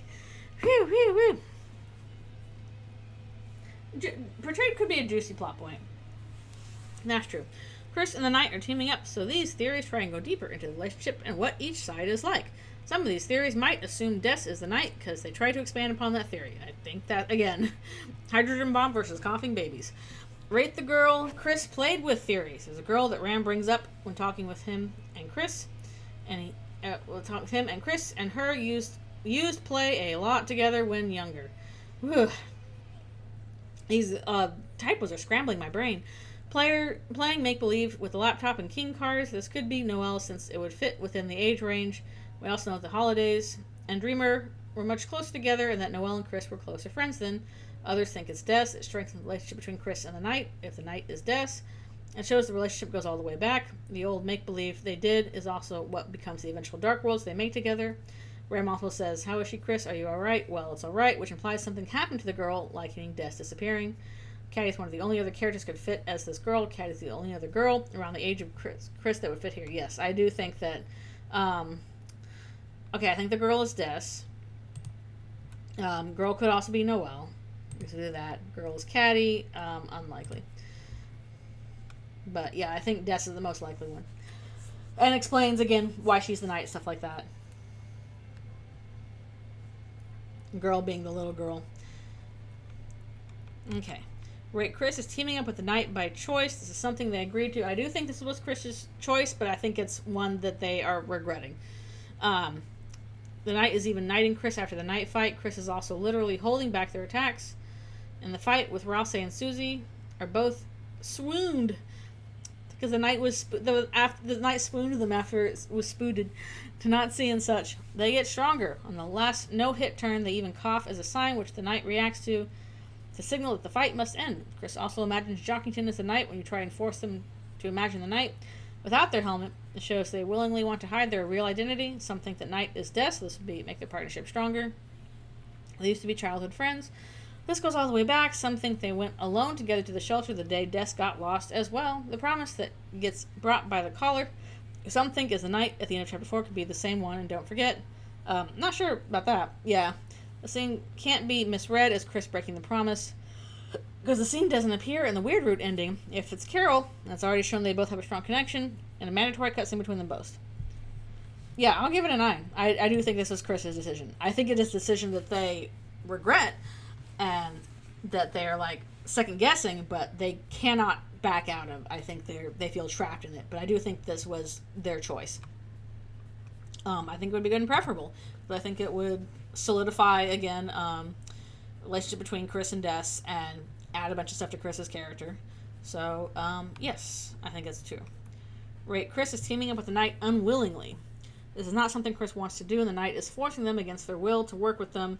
For some, it looks the connection between them and Susie has grown quite strong from all the Dark World adventures.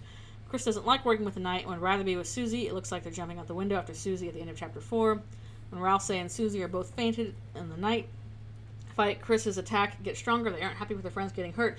That is all true, but that is reinforced by the previous thing of that they feel like they are stuck in this situation that they willingly entered into and now cannot back out. I'm going to give this a 3 and explain my thoughts. See if I can type them out here. Because, like, yeah, like, all that's true.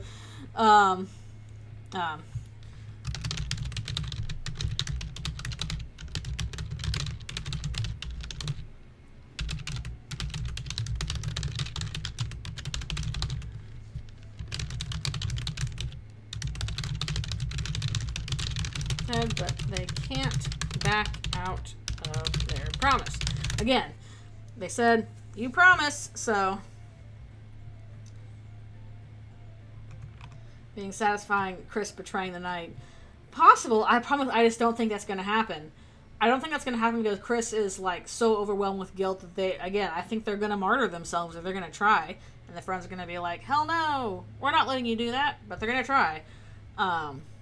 So I don't think Chris, like, I think Chris wants to, but I don't think they've quite gotten enough gumption up to, like, actively betray the Knight. They're going to need help. Chris is teaming up by choice with the Knight, but will betray them. We were just talking about this. I guess it does depend on if Susie is ever really threatened. Even with a fine companionship, Chris would rather be with just Susie. Chris is teaming up with a lot of different people, but for some it looks like the connection between them and Susie has been quite strong. Looks like they're jumping out the window after Susie at the end of Chapter 4. The Statue caller that something is the Knight even brings up a promise, admittedly a bit vague. The scene can be viewed as Chris breaking the promise. I don't think they're breaking the promise, but I think they want to. So I guess I'll give it like a 7 or something. Maybe 7 or 8. Because the thing is, like, again, I think Chris has teamed up by choice. And I think they want to break off their promise. But I don't think they actually will. They're such weirdos. I guess I'll say not surprised. Because, again, I think they want to betray the Knight. And I think they've entered into this promise and they're like, oh, actually maybe I don't want to martyr myself. Actually, I think maybe I want to live and, like, have friends and stuff like that. But they are too locked in, and that's the tension. That is the tension inherent in their character of this promise they've made towards self-destruction versus, wait a minute, I have the hope of my friends. I think I want to live kind of thing. That is the tension. Right, Des wants to be human. Des and Chris had a really close relationship, so some think similar to Chris, wanting to be a monster, Des wanted to be a human. It's the reverse of what Chris is. This would really help parallel them considering they're teaming up as Night Plan and all the similar poses they make to each other. We can find a large collection of shoes in the closet of Des, but none of the other holidays wear shoes. They just walk with their hooves bareless. Do you mean barefoot? Other monsters also go around with no shoes, so Des would be wearing these because she wanted to be like a human. She also has a bunch of heart pillows in her closet, like how humans have heart-shaped souls. Okay, I have actually gotten way more on board with this idea. I think this actually does explain, like, I do not agree with, like, Des was secretly a human the whole time. I don't think that makes sense. I think it's really important that, even though I'm all in on half-human Susie, I think it's really important that Chris grew up as the only human in a town of monsters. That is important for their characterization. But, I can see, the more I think about it, I can see Des wanting this as the reverse for herself. again, it explains, like, why is she wearing shoes? Because she likes that. That's why she talks about blood in, like, her music and stuff like that, because she thinks that's cool. Again, why are all those heart pillows in her closet? Did Carol put those there?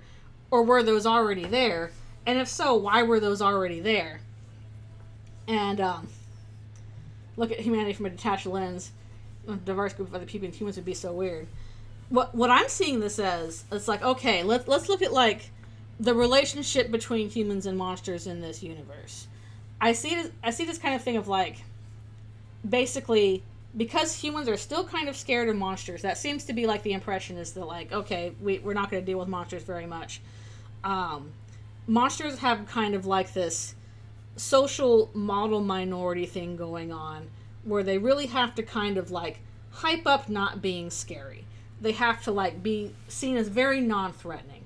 Like, if you look at a lot of the monsters in Hometown, they all seem to kind of, like, fall into these set roles. Like, we're the Dreamer family. Yeah, we're big fuzzy guys, and we're caretakers, and we're teachers, and we're grade A students. We're gentle creatures kind of thing. We're not threatening. Here's the Cattenheimers. We're silly cats. Get stuck in trees, and we drink out of the water bowl at the church, and we're scared by cucumbers, and we're weird and embarrassing. Just like cats. This is the cat family, which then drives, Catty a little nuts. And then we have the Holiday family. We're the Christmas reindeer. We're, really cool, or, just, perfect holiday family. We have our theming and all this kind of stuff. We're just a bunch of, nice Christmas reindeer kind of thing. And I think Des is then in that family, and that drives her crazy. She does not want to be a perfect little Christmas reindeer. She wants to go outside and break stuff and do sports and eat MREs in the forest and smoke weed and whatever. And she's looking at this like, oh, Chris, you're so lucky. Humans get to do whatever they want. Humans have freedom. Humans are allowed to be violent. They're allowed to be scary.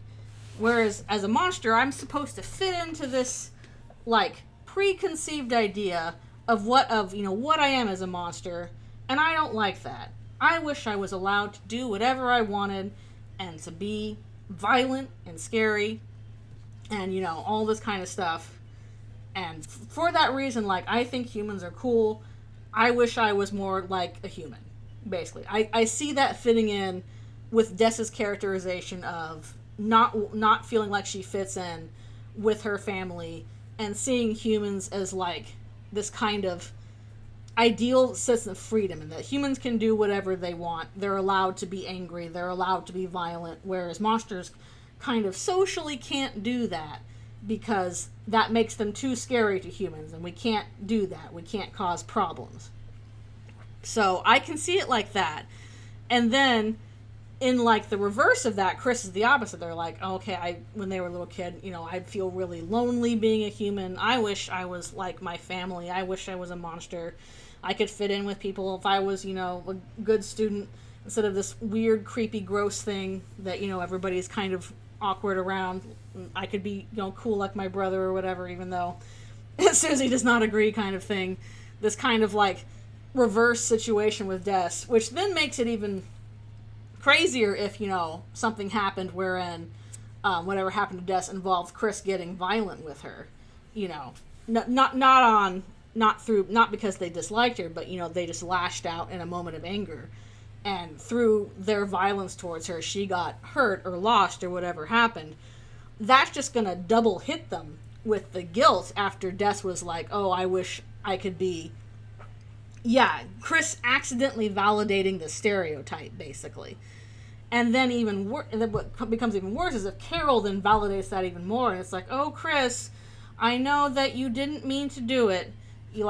I know you humans, you just can't help it. You're naturally more violent than us monsters. But I know you didn't mean it. I know you'll try and make up for it. You will try and make up for it, won't you, Chris? Like, all of this just heaping in on Chris. Go to therapy instead of jail. All this stuff. Like, all of this just heaping in on Chris, just absolutely saturating them in guilt to the point where, like, I'm going to agree to martyr myself in order to fix this kind of thing. And then you have this other thing of like, okay, if half human Susie is true, you've got this bridge between the human that wishes they were a monster and the monster that wishes they were a human, and the monster that's kind of stuck in between those, in between states. Do you see the vision? There's a lot of potential here. I've been talking about this for a lot, which is to say, this idea has really grown on me, and I think it would be kind of cool. Ugh, go to jail. Meanwhile, there's 7. True. Just absolutely mentally wreck the 7-year-old. Ugh. So, I know that's a kind of a long explanation, but like this idea has grown on me in terms of like I think this would make sense for Dessa's characterization, and would be interesting to work off with in terms of Des and Chris and Susie and etc. etc. And it would also explain weird things like why the heck are all those shoes and heart pillows in her closet, which on its own is kind of like, well, what does that mean? Why does she have all these shoes? That's a little weird. Susie, the monster who is violent, who hasn't actually done anything violent to anyone but Chris, but is scorned by her classmates for not socially fitting in with acceptable behavior. Yes, exactly. There is so much interesting stuff you can do off of that. So, I think this one's pretty good, actually. I think there was a lot of characterization potential to be found with that. Again, I don't think Des is actually human. There's like no evidence for that, but this is I think is a much better explanation for like what's with all the shoes in the closet and stuff like that. Right, Chris and Des / the Knight swap souls. Okay, they're probably not gonna have my actual ideas on here. This is like close to my idea, but not quite.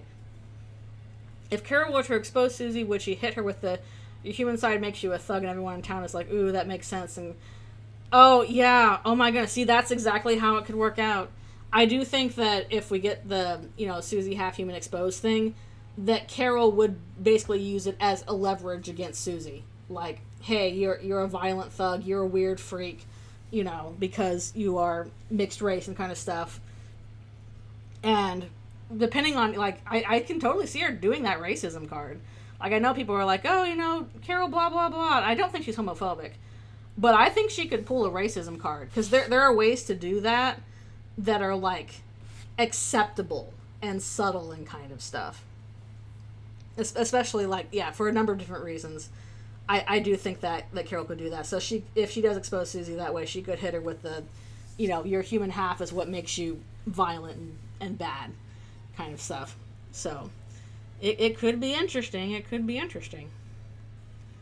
Toriel does dislike Carol. They like that. They were friends previously, but for whatever reason now, Toriel is like, she's on bad terms with Carol right now. Yeah. I do wonder, like, she kept being racist. Like, it couldn't have been that bad because the two families grew up together as friends.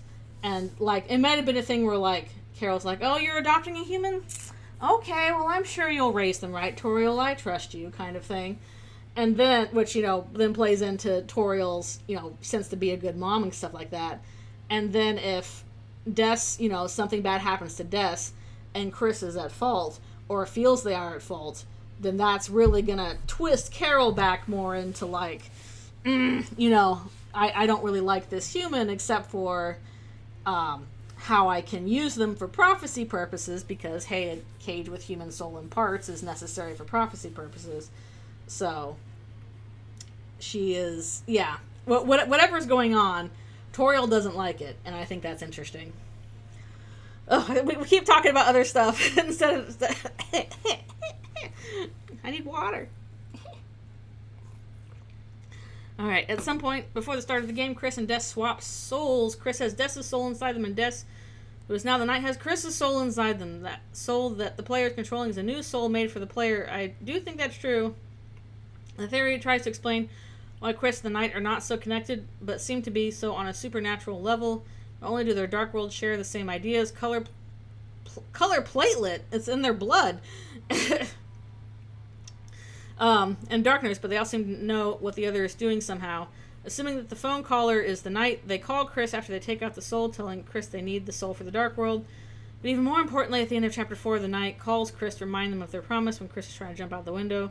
This call implies the knight can somehow see what Chris is doing, as this call is clearly in response to Chris's current actions, and this call doesn't happen in the weird route because Chris never goes.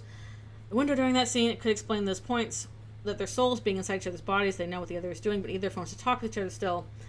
Yeah, this is kind of similar to my thoughts. I think Chris's soul has been split, and they've got a part of themselves still with themselves, and a part of them is in Des, and that is the explanation for these things being mentioned, like, again, how they're mirroring each other, stuff like that, why their will looks the same when they make a dark world and all that stuff. I just don't think that that Des's soul is in Chris. My assumption is, like, that's what's in the code. That's where Des's soul is. It's, like, stuck out of bounds, basically. And they need to get that back. Because if they had just swapped, and the problem was that Des needs her own soul back, then, like, what is stopping them from swapping back? Whereas if Des's soul is lost somewhere outside of bounds, then, okay, that's what we have to find, kind of thing. But, so there are elements here that I think are relevant, but I don't think it's just they swapped souls. I think Chris's soul has been split. But I haven't explained my theory anywhere. So I don't know if I could do that. I'll give this a 7, I guess. Not surprised. Actually, I'm going to put other. My thoughts for this are along similar lines, but not necessarily that their souls were swapped. I can't get into that now without getting a long explanation, so I'll just say that. So yeah, again, elements of this I think are relevant, but not quite that it was swapped, because if it was just swapped, then I think we would see that manifest a little bit differently. Okay, rate Chris and Des switch between making fountains. Some think Des and Chris switch between making the fountains because of how mutual the night plan is and how involved Chris in it. Ram talks about a girl you can Chris play with, play make-believe with the laptop and king cards. The girl is Des. The old make-believe they did is also what becomes the eventual dark worlds they make together. Ram says that Queen was on her side and that King was on your side, while Des is slightly older. She was really into icy cryptid hunting for someone her age. Mentions of the Knight in chapter 1 and 3 are also ambiguous with the phrase when the Knight appeared. King says he never actually met the Knight and only heard about them from Jevil. This is because the fountain wasn't made by the Knight. The Queen talks about at least seeing the Knight's actions. Chris was the one who was there instead of preparing the card Kingdom Dark World. This is a long explanation. This would work because of how similar the chapter 1 Dark World is to the one in chapter 3. They both start with darker, gloomier areas which don't appear in Cyberworld or Dark Sanctuary, along with the Titan Eye and panel puzzles in the prison cages you can find in both chapters. Rothsay also says Garrison can't be brought back to Castletown, and the only reason Garrison is able to exist in the chapter 4 Dark World is because he was Des's old teacher and she made the Dark World. She knew him but not Chris. When Chris plays piano at Noel's house, they only ever play Dark World songs mentioned from chapter 1 and chapter 3. Music for Lancer Rules and Tenna, nothing for Cyberworld Dark Sanctuaries because they didn't make those. Here's my take. Here's my take on it. I think that if we do not actually see or are told that somebody else made a dark fountain, then it was the Knight. We know Chris made the chapter 3 one because we saw them do it. We know Susie made the one in chapter 4 because we saw them do it. I think that if you do not know, if you do not see who made it, then it was the Knight. Because in the prophecy, the prophecy about the Knight is, the Knight which makes with blackened knife shall do with heroes strife by strife. The Knight has 2 jobs, and one of those jobs is making fountains. So I do not think they are delegating that unless they absolutely have to. And if it's in Chris's house, that probably means they can't get in normally and Chris is already there. I think the reason why they look similar is because, again, of the soul split thing. But that is my take, is that if we do not see somebody else make it, then it was the Knight. They are not switching off. The Knight is not delegating. I think that overcomplicates things when, like, that is one of the Knight's 2 jobs, is to make fountains. So they need to make at least, like, most of them.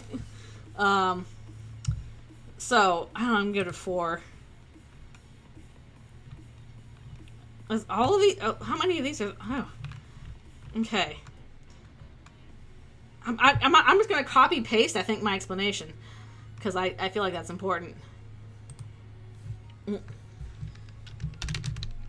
If we don't see someone else on screen making the fountain, then it was the night. I'm just gonna have to copy paste this because like all these other explanations are like they're overcomplicating things when the simplest one is just like it was the night unless we see somebody else do it like we did with Chris in chapter 3. All right, Chris, I kind of wanted... I'm almost out of time. How many more of these are we? I think I might have to speed through some of these.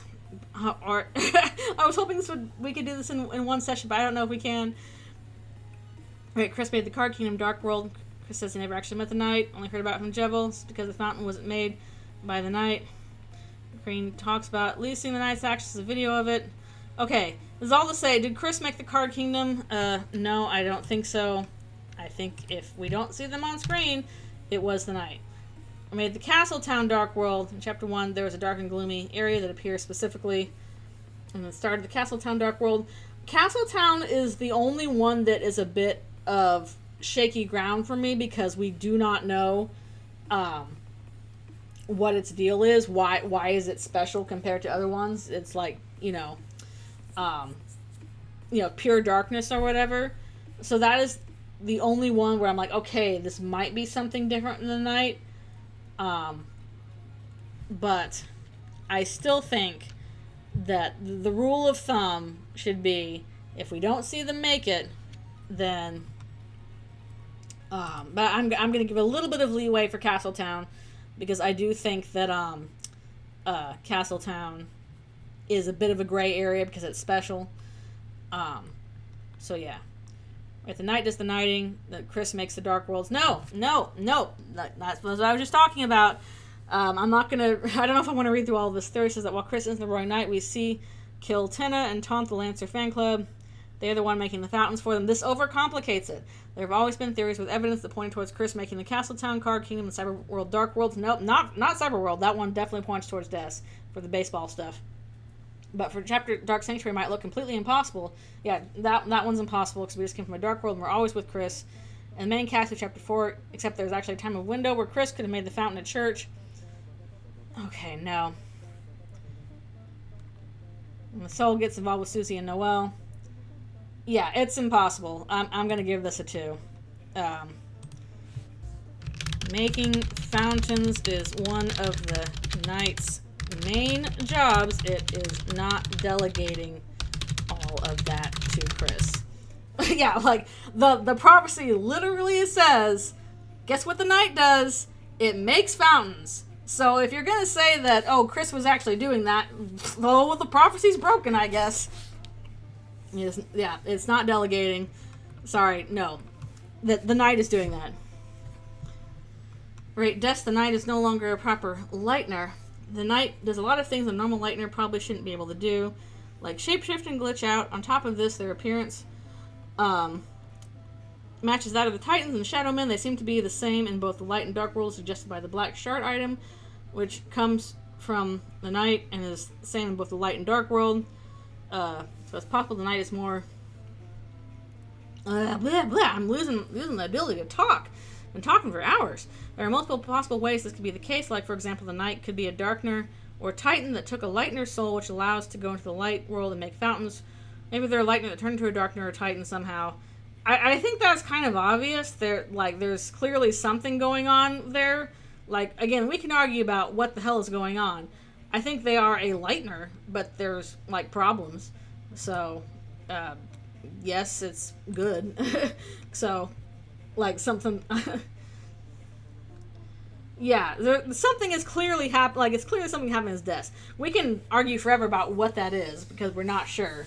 But I think it is, at this point, very clear that they're not just a guy in a suit. There's something going on with them. Yeah. Unmade by darkness. I think it would be good. Why are we doing the Kinsey scale again. That's not how morality works. They all get a 5. They all get a 5. No, like, I'm morally evil. Are you a good Chris or a bad Chris? And you're just a Chris. Stop doing that. Stop Kinsey scaling morality. No. Oh, come on. Okay. I wish I knew how many pages this was. We'll keep going, I guess. The holiday family is becoming more and more an important part of Deltarune. True. Des is missing. We do weird stuff with Noelle. Yeah, weird stuff. That's the way. I think Chris is morally heroic. There we go. I love objective moral absolutism. Don't we all? That's so narratively satisfying. Actually, most of these are about Carol. It's the Carol show, starring Carol. Yeah. And also the point is that the morality is circumstantial. Rate Carol likes the play. Okay. People famously agree on what is and isn't good. True. We can objectively rate this stuff. We have not been arguing about it for literal millennia. And the stuff definitely does not change depending on circumstances or culture or time period.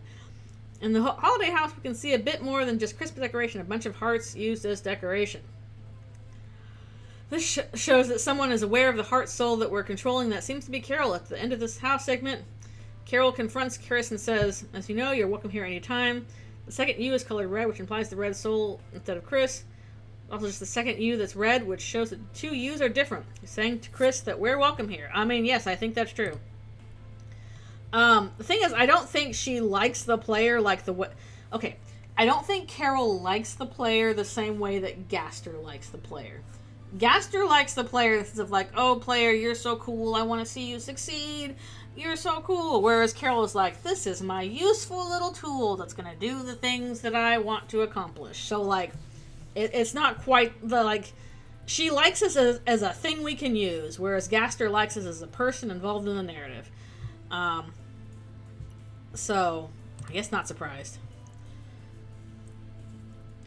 I think that Carol would have been talk a lot more to why I hadn't trained the fan to look for something like Gaster and added people like Friend and Eram. Yeah. No, I think it's pretty clear she's talking to the player here, but I don't think she cares about us as a person. I think she's like, this is my cool toy that will help me do my things. Yeah. Oh, Toby hadn't trained the fandom. Yeah. Rate Carol is pro weird root in the holiday house. I don't think this is true. We can see a bit more than just Christmas decoration, a bunch of hearts, used decoration. A holiday is aware of our soul. Seems to be Carol. At the end of this house segment, Carol confronts Chris and says, as you know, blah, blah, blah. The second U is colored red, which implies the red soul. Also just the second U that's red. She's saying to Chris that we're welcome here. In the weird root, we get a completely different ending where Carol calls Chris to something about them, about going to the festival with Noelle. This shows she might be content with the player with what the player could do with Noelle, even in the Dark Worlds. This fits with how controlling she is of her daughter. She might want to try and make Noelle stronger in some way to prepare for something in the story down the line. I don't agree with this. I do think that a lot of what Carol is doing is for Noelle's sake. But in that sense, like, if she knew that these terrible things that were happening to Noelle, she would flip her shit. I think that is the one thing that would get her to turn around, is like if Noelle was being like seriously hurt. So I think that goes against her character. I think it would be bad. Like she is abusive to Noelle. Yeah, she is abusive in that she's like, I want Noelle to stay in line, but I think she also wants the player to stay in line. And if the player was doing that to Noelle, I think she would be really upset. I think Chris is deliberately hiding that from her. I don't think she's in on the weird room. Even if what the player is doing is like, kind of accidentally setting up the prophecy or whatever back on track, I think that basically if Noelle was supposed to be in a prophecy role, then she was removed for a reason, and putting her back in that role is going to upset Carol. So I don't think she's on board with the weird route. Rate player junior, senior. This theory says that in the weird root scene in Chapter 4, when we insert the thorn ring into Noelle, we also insert a fragment of the soul into her as well. The soul fragment will grow inside of her, and later in the game we will be able to use it to either control her at the same time as Chris, or be able to still control after the game's normal ending, and that we lose control of the normal soul at the end of the game, but in the weird route instead our connect will swap back to this new backup soul we made in Noelle. The evidence for this theory is the red dot that appears in the weird route when you think about Noelle and at the end of the chapter. Believers in this theory believe this red dot is said soul fragment that is currently growing into its own soon-to-be full-size human soul that will share a connection with the soul that we already have control over since it grows from a fragment of our soul. Okay, so I do think all that is true. I would not call that theory that. Why are we calling it Player Junior? I would call it something like Soul Seed or something. Especially like, since the imagery that's associated with the soul fragment is like a seed that's been planted, like all the wilting flower, the thorns and stuff like that, the thorn ring. The imagery is a plant, not like a fetus. So did we have to call it that? Like, I agree with this, I just don't like that title. They weren't speculating in the theory explanation. I guess that's kind of involved in it. But the problem is, I do think that's what's happening. I do think that it's a switching of control into Noelle. So I do have to say I do think that it would be good and preferable. I just don't like that title. I think that title's weird. I think Soul Seed would be a better title if you're gonna have to give a weird title to things.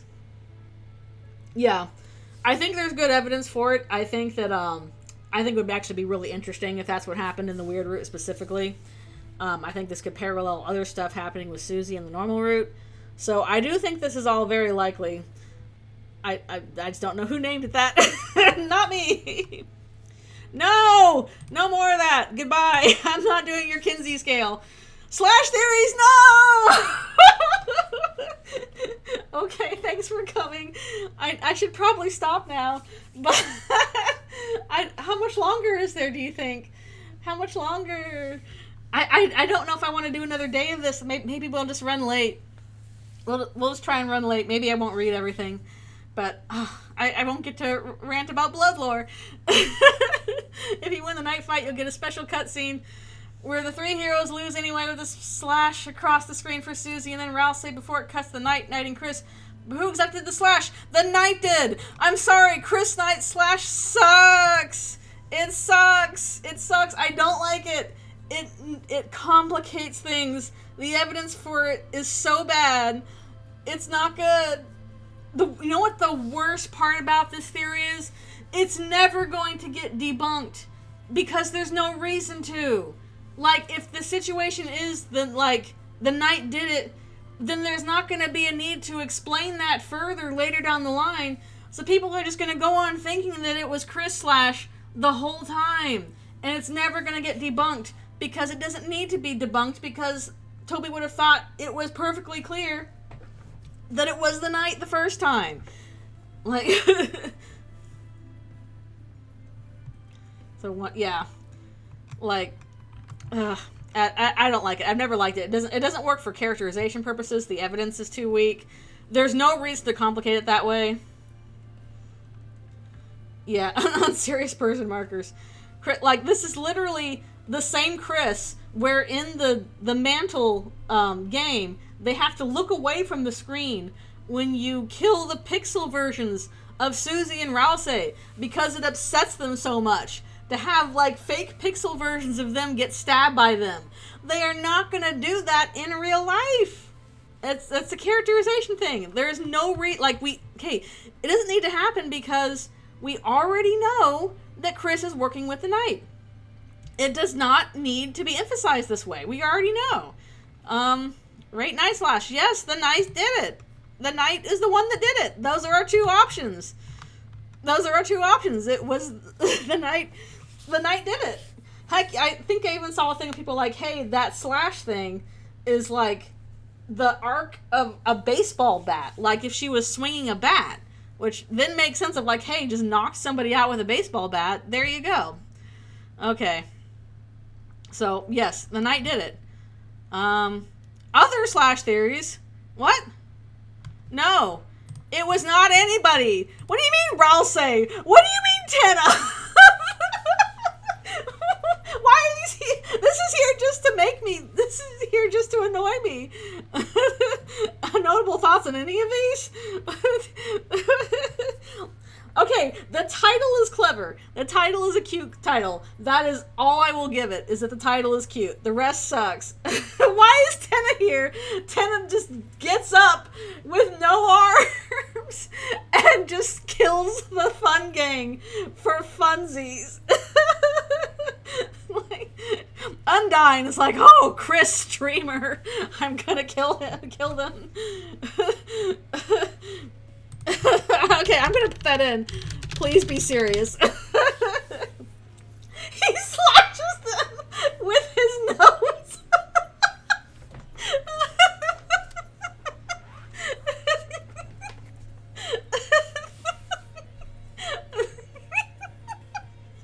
Okay.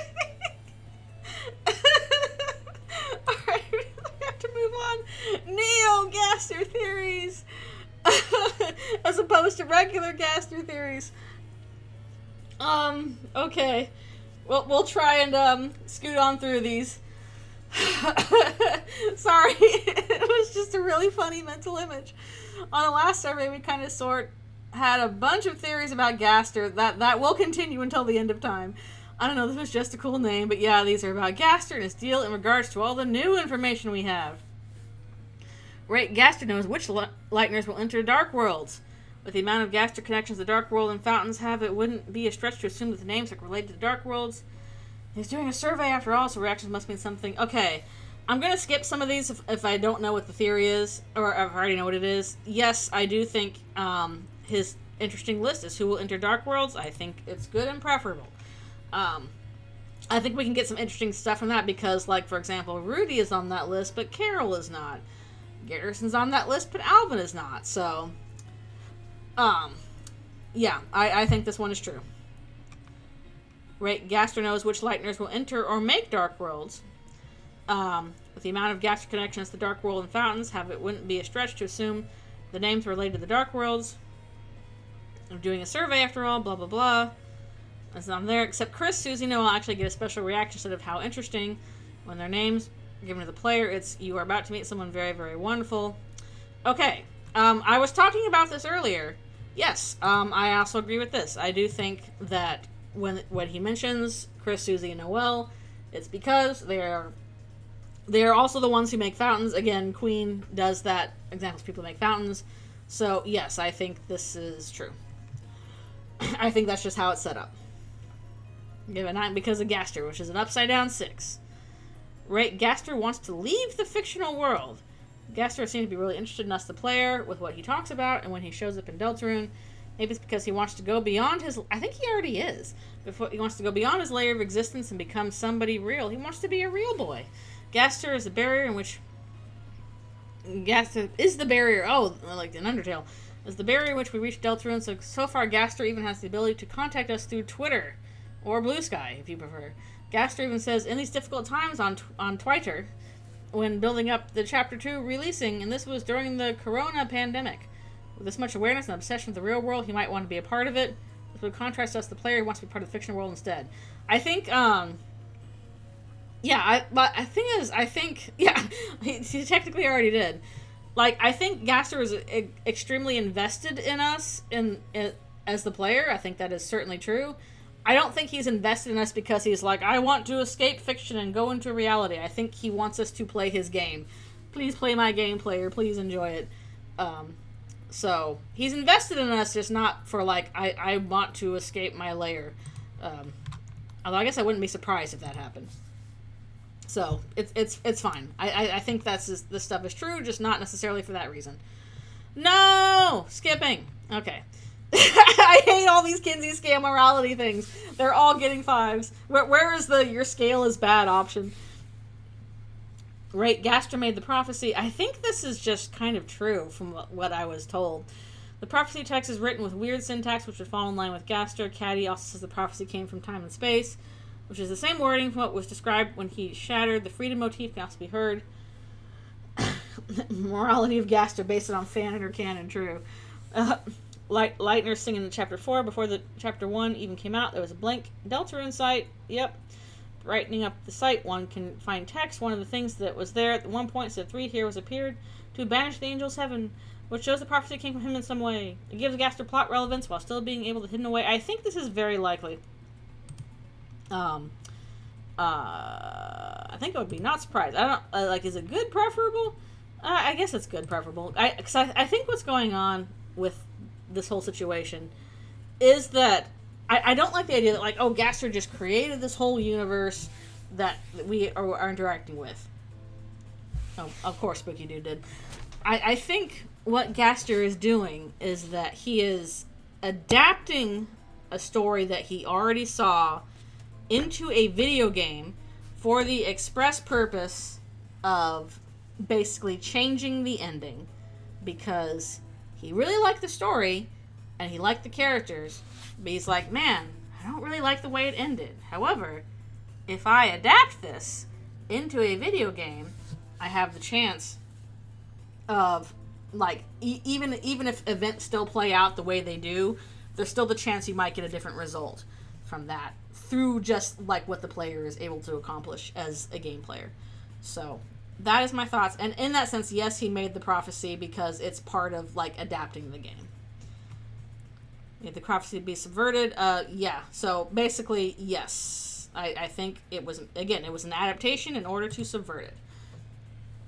As far as a challenge to the player, the world is predetermined. The player is someone with free will. He wants to see if the player is able to change whatever sad ending we'll get. Gaster is very obsessed with seeing how the player acts. Like he's trying to go back and beat the knight, even though we're supposed to be defeated. Yeah, he wants to create a new future, I think, because he doesn't seem to dislike these characters. He seems to like the characters and he likes the player. So I think that this prophecy was created as an adaptation in order to subvert it and have new things happen. Some think the prophecy's text can't even be broken. As an example, something like the last prophecy is going to happen no matter what. Even if a character is swapped with someone else, it still follows the text because it doesn't mention them by name. It's more about changing the story, even though the prophecy is fulfilled, though some think it won't even change like that. Others think the prophecy can be broken. Example, the last prophecy is something we will see being stopped. Susie even breaks that prophecy panel. We see that Susie has the ability to resist player options. This would be going further with that. The weird root also seems to be breaking the prophecy apart. I am more on the scale of it can't be broken, but the whole point is that even though it cannot be broken, like even if it is fulfilled, then you can still get a different outcome, because clearly our participation in the game is what's making the difference between how things go. And we can already see, like, even though the prophecy has not been broken, like, outcomes are still different with, like, the microcosm of Tenna, basically. So I do think it cannot be broken, but things can still go differently. That is the point. So I'll lean more towards, like, it can't. I think if it could be that easily broken, then that would, like, reduce the threat of it. The prophecy is basically, like, the actual antagonist of the story. So we need to have an actual, like, difficult to work with antagonist. So it can't be broken, but that doesn't mean that, like, outcomes are set in stone, if that makes sense. The last prophecies. I did a whole post on this. Hopefully this will be the last one. Okay. I don't know if they'll actually have my whole thing, because, yeah, I think the last prophecy is that Susie is supposed to just, like, kill Chris for the soul. Except for us. What about us? We want to know what it is. Isn't there somebody you forgot to ask? That's why these theories exist. This will be the end of the prophecy. This will be the end of the prophecy. Will it be the end of the survey, though? That's the question. Because we're just going and going and going. Sealing the Grand Fountain. In the prophecy, it said that the 3 heroes must banish Angel's Heaven. The Grand Fountain is one candidate that makes sense to be the Angel's Heaven. It's a paradise, dark world with your name on it, where all the darkness can stay without being turned to stone. And no conflict either. All the setup for the angel being the player. Yeah, I'm not on board with sealing the Grand Fountain. I don't think that's the case. Like the prophecy panel for the angel just being blocked, thus making the screen black and making a reflection of your face. Blah, blah, blah. This is a player angel thing. That's the last thing Rossi tells us happens in the prophecy in chapter 1. No.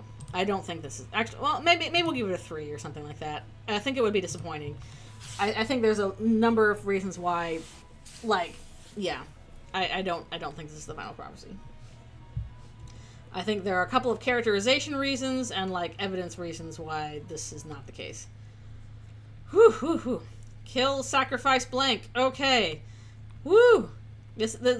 Oh, we have like options here. Okay. Okay. I don't know if my particular combination is like gonna be here, but we'll see. This theory is the theory that the final tragedy of the prophecy is that the girl or her love must die. The girl in the prophecy is Susie, and her love would be Noelle. The Deltarune symbol is the three heroes fighting the angel. Noelle also has a lot of setup to maybe be the angel, but like when she says she wants to grow big angel wings, the prophecy also says that love will find its way to the girl, and this prophecy seems to be connected to the final tragedy. There's a scene where multiple of the love finds its way to the girl panel surrounding the final tragedy prophecy makes the two seem connected. The final tragedy prophecy panel also shows the angel and Susie's triangle both broken. Wait, this angel has a triangle? Ugh. Okay. This could mean that the final tragedy could be about Susie and Noelle fighting and having to kill each other. Example of the wording could be, to save the world, there's only one way. The girls love, the heroes must slay. Only then will the world be saved. It's also possible that both one or the other must die, like it could say, the girl and her love, the heroes must slay, or the girl or her love, the heroes must slay. Some people think Chris will be the love of Susie by the end of the game with how much they've become friends. Chris even blushes at Susie once. Okay. My thoughts. Okay, the problem is that I do think that the prophecy is going to say that Susie is supposed to kill Chris, but I don't think it says the girl's love. I don't think the cage is the girl's love. And the reason why I don't think it's Noelle is because Susie literally asks Ralsei, hey, is there anything in the prophecy about Noelle? And Ralsei's like, she can equip ribbons, I guess. I feel like if she had that big a role in the prophecy, Ralsei would have a different answer for that. So I do think that like the girl, I do think that Susie and a Noelle boss battle at the end of the Roaring is quite likely. But I don't think that's the final tragedy. I think the final tragedy is that Susie is supposed to take the soul from Chris and use its power to stop the angel / Noelle and stop the Roaring. But that would mean that Chris dies. So, that I'm going to put that as a 10. Yeah. Well, again, I do think that, like, it's not just Ralsei, though. It's also the prophecy. The prophecy shows that the girl looks like Susie. And that is what he is reflecting. I think if Noelle was supposed to be, again, this really big part of the fun game or whatever, then Ralsei would have more to say about her. But he's, like, totally in the dark about it. Again, I really should... I'm really wondering if I should just, like, put out my big-ass post about how I think Chapter 6 and 7 are going to go. And I could put, like, little illustrations on it. Do people want to see that? I don't have time for it, but I want to do it at the same time. Of how I think Chapter 6 and 7 are going to go. I do think that, that Susie is supposed to kill Chris. Not because Chris is the love, but because Chris is the cage and has the soul, and that is what has the actual power to do things. So, I do think, like, as a second option, Susie dying is, like, also possible. I'll give that, like, a 7 or an 8 or something like that. Okay, I'll give that an 8. But I definitely lean more towards Susie is supposed to kill Chris rather than Susie is just supposed to die. Because to me, Chris has a lot of death flags on them. Like at one point, Susie literally draws some death flags on Chris, which is kind of hilarious. And it matches up with, like, hey, why isn't Chris bothered by the fact that Susie is threatening their life when she was bullying them? Because they always expected that to happen. Why is Susie so upset about, seeing the final prophecy and stuff? It's like, well, I hope we can keep being friends. It's because the prophecy just said, you're supposed to kill one of your friends. And she's like, no, that's not who I'm supposed to be. I am, I'm not a horrible, violent bully. Don't lock me into this role that I've been trying to escape. Don't lock me into this situation of, like, why is this predicting that I'm going to hurt the people that I care about? I think that would just be, like, truly devastating for her. In ways perhaps different from, like, oh, she's supposed to die. I do think that's a good second option, but I am very on board with that Susie is supposed to kill Chris. I think that's where all of all of the evidence is pointing right now. And supposed to kill Noelle. Again, I think they're going to fight, but I don't think she's supposed to kill Noelle, because I think if that was the case, if this was a case of, like, Susie was supposed to kill Noelle, then any possible switch would not have happened with, like, Noelle being in place of the girl, because I don't think Carol would want Noelle to die. Okay, so Liz, thank you for the raid, by the way. So I'm gonna put this as a 4. So again, maybe I should just do that long post sometime, but I think this is definitely the most likely, even though Chris is not the girl's love. Chris is just the cage. I think Susie dying is, like, a second option that's decently high, and I think that they're supposed to fight but not kill each other. I think it would be good and preferable, even though, like, those options are kind of all over the place. Whew. If people want me to make that long post sometime, I will. Tell me. But I need to do, like, illustrations for it. Because this would be like, here's my fan fiction. I gotta do art for my fan fictions. Okay. Sealing the angel/player. Because of the power dynamic between the player and the world of Deltarune being the way it is. Does sound fun. It is. I just need the time to do it. Maybe around the summertime I'll have some time. Some believe it will end with the player being closed off from the world. It's not a world we can stay connected to forever, nor will it be something we will use perfectly. The prophecy said the 3 heroes must banish the angel's heaven. All the setup for the angel being the player we keep getting, like the prophecy panel for the angel, blah blah blah. Ross says the Legend of Deltarune, so the end of the game is also the end of the prophecy. I think I'll give this a 6. I do think I'm a little split now on terms of, like, who is the angel, if it's the player, if it's Noelle, if it's kind of its own thing and it takes over Noelle, etc., etc. I can kind of see it going both ways. I don't think the final prophecy is that we must banish the angel's heaven, because that was, like, said separately from the final prophecy. Like, why would those two things be separate, and why would this bother Susie so much? Basically, it is fun. It is super fun. Yeah, this depends a lot on if the player is the angel, which, again, I can see the evidence for player angel. I can get on board with that, but I just don't think that's what the final tragedy is. I guess I would not care. But I don't think it then lines up that if like the final prophecy was like banish the angel's heaven, Susie's like, okay, why should I care about the angel? Like, what does this have to do with me making friends? Time loop. Oh, bad. I don't like that. I don't like time loop theory, so I'm going to put this one low. A time loop would make everything go back to normal and erase all the chaos, thus saving the world in a twisted sort of way. We see the story emphasize itself going on forever. Even when Garrison asks her... Wait, did you mean to say Susie? What do you mean that... That's... There are typos. Even when Garrison asks her about an ending for her story, she says she wouldn't have an ending, would let things go on forever. We see that Susie really likes to go on these adventures and such. Even after these intense events of Chapter 4, she goes on a monologue about this. She says she wants to keep being friends, blah, blah, blah. She wants them to go back to the way things were. The time limit would explain why some characters like Spamton and Jevil have the reaction they do.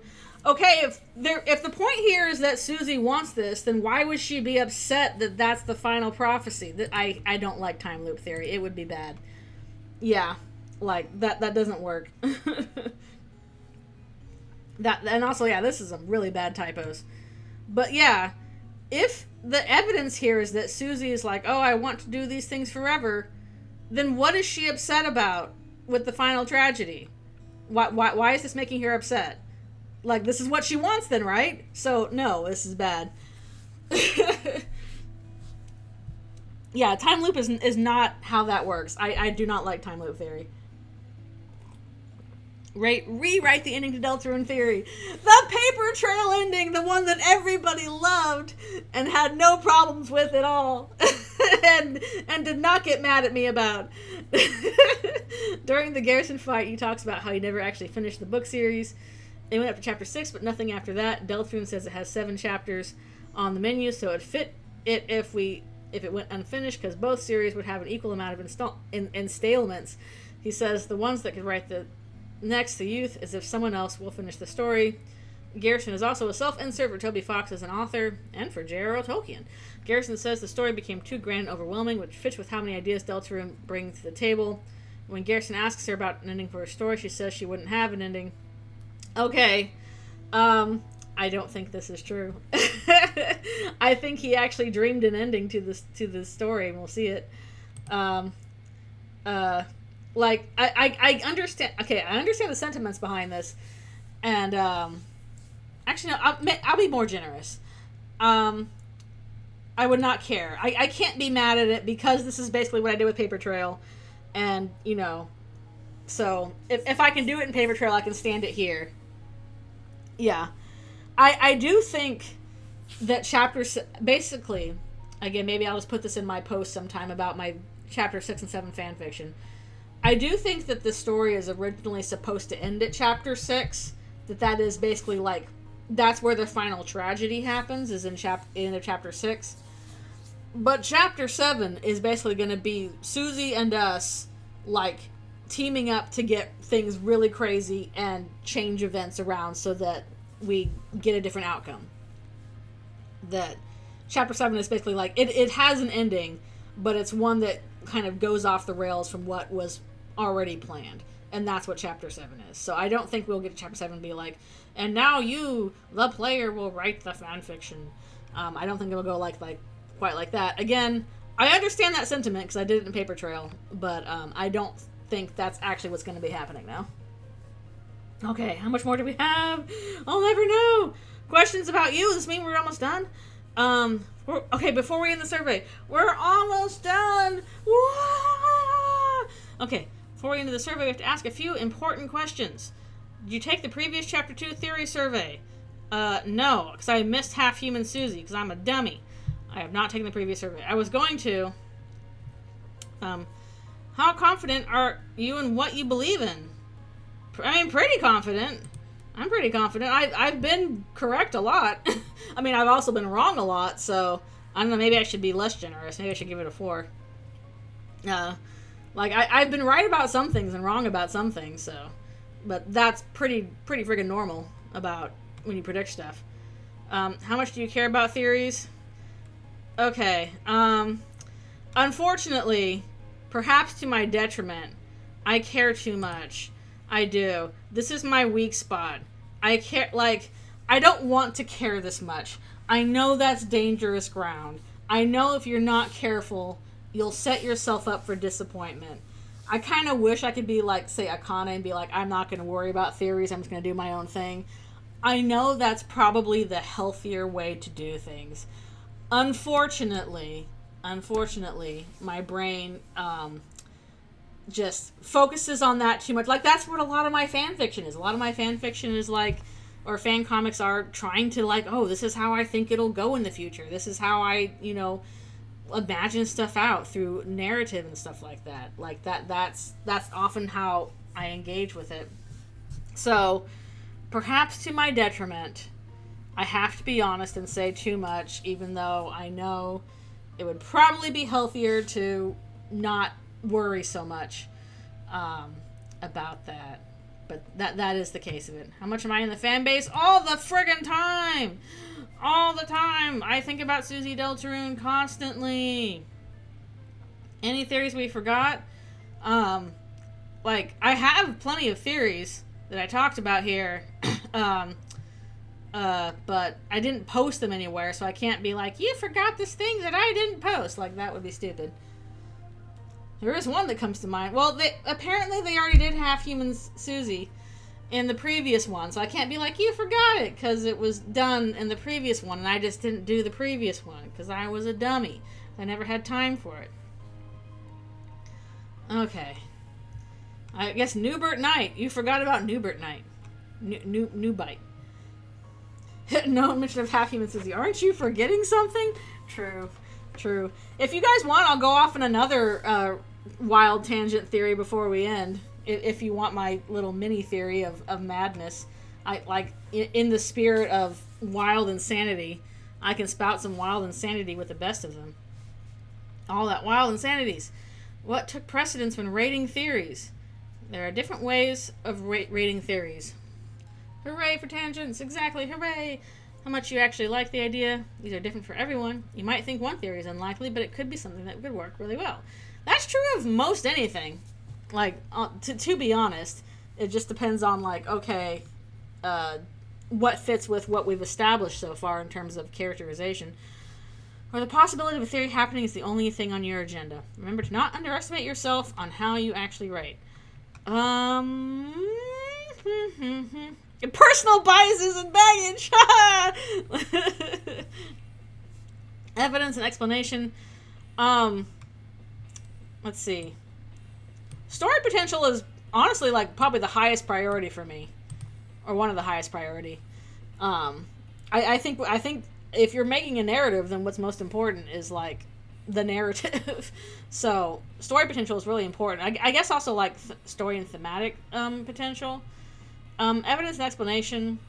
I think this is pretty high, but on the other hand, like sometimes things happen and we just like you can't base it off of evidence. Like you look at stuff like chess theory. People are like, look at all the evidence for chess theory, and it was like that was two data points ended up not being anything. So evidence and explanation matters, but I don't know if it's like top priority. Likelihood, logical consistency. This is actually pretty high on my list, I would say. I want like I want maybe not even so much logical consistency. It's just like thematic and character consistency, which I guess you can count as logic. Basically, I'm just like, would this make sense? And like, would this be a good story and a fun game kind of thing? Like that matters. Yeah, cool conceptually matters. Like if I want it to be cool. So sometimes things are, you know. I guess the thing is that the things that are not cool conceptually, I'm just like I just don't really care about. Like if they happen, I'm like, okay, I don't think that's cool, kind of thing. But that's a pretty subjective thing, like whatever's cool to you.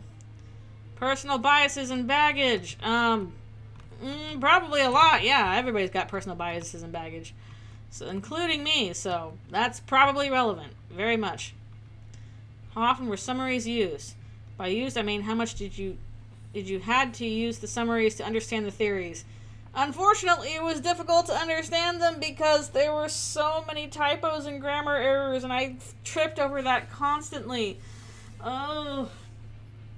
Sometimes you might have never heard of a theory, or you might want to read, and you might want to give it a second chance, like getting a glimpse of the summary to get a reminder of what the theory was. You might have only read through parts of the summary before you felt like it wasn't worth your time, or you actually read through the whole thing to really get into it. Maybe you read through everything that was written. I hope that was all right. I did that most of the way, but just towards the end I started skipping stuff because we were running out of time. So I'm going to give it like 7. Pretty much. How helpful were the used summaries regardless of a theory being good or bad? Hey, it's not like I believe every theory out there. They would just contradict each other. Des and Papyrus can't be the same person. Okay, maybe a little bit. I think that's just like they were. Can I? Maybe I'll mention downstairs. Please proofread. Much did I like the survey? I want to put a note about proofreading, but I don't want to put this here. Hated everything. Loved the survey. I had fun. I think that's what's so important. Like, I wasn't bored. I had a fun time yapping. Also, here is a goat and a star. Did I like the survey? I guess I'll give it a 7. my suggestions would be 1, please proofread. There was so many grammar errors I was tripping over. 2, don't put morality on a Kinsey scale. Please don't do that. Those are my 2 suggestions.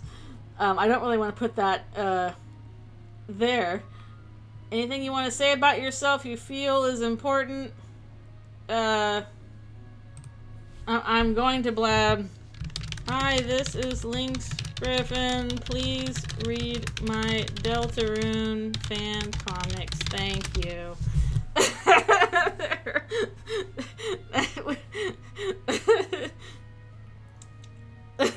Please, that's all. There's the important stuff to add. Okay. Oh no. Okay, so I think we're done. Yay! It only takes an extra half hour. This wasn't quite as long as well, a little bit longer, but not quite as long as I was thinking. Yay! Oh, Tulpa for us. That was a weird one. Play testing fine. Writing these summaries. Chestnut. Okay. We're doing the survey. Only 5 or so hours. I imagine Andrew Cunningham, it's like a 10-hour thing. If he did it. Because that would take way longer. But that's my message. Please proofread these next time. There's a lot of grammar. Weehee is insane. Next. Dr. Submit. Oh. Theory results. Oh yeah, I think I saw some of these because I talked about Half Human Susie and everybody hated it. I would give it a 10. I'm still on board. I will be on board until it's disproven. When it's disproven, then I shall be like, no, and move on with my life. Whatever happens, don't let me turn into Juru. Don't let me double down if I'm proven wrong. Please smack me with a newspaper. I don't want to be that obnoxious. But then again, if I'm right, I will be obnoxious. So please let me only be obnoxious within very specific circumstances. Otherwise, smack me with a newspaper. I'll talk about it. Nashville's dead. Susie is homeless. Susie's not homeless, we know. Chris is the vessel. Sans his nest. Blah de blah de blah de blah de blah blah. Oh no, they died! Oh my goodness. Okay, well, I did want to finish that in one session. I still don't know what game I'll do next. Only certain levels of obnoxiousness. I only want to be obnoxious if I'm correct. If I'm not correct, don't let me be obnoxious about it. Because that's like the obnoxious kind of obnoxious, if that makes sense. If Toby created a new ARG when the newsletter released, and in the ARG revealed that Susie is half human, I don't think that'll happen in the ARG. I think the ARG is about weird root stuff, which is kind of funny because I have not played the weird root. Yet I'm still in the ARG. I'm moving forward with my answer. So that'll be interesting to see how that goes, the Smile ARG, for lack of a better name. Something like Spamton Sweepstakes? I would rather have it be revealed in, like, the actual game. Because, like, stuff like the sweepstakes, stuff like the sweepstakes is kind of like, what's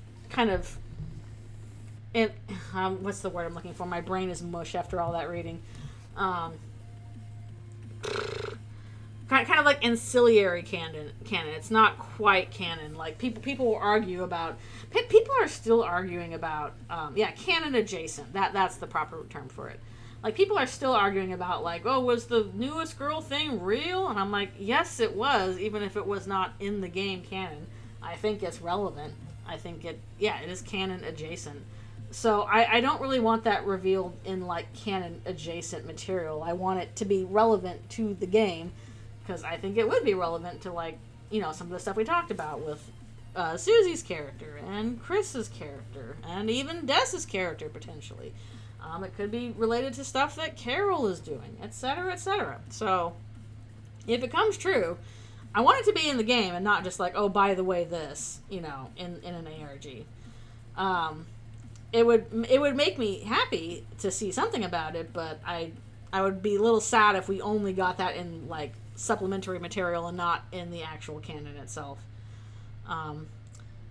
Which I hope we find out soon. Please give us a release date, Toby. My crops are withering, my skin is drying, my lizard is sleeping, and I don't know.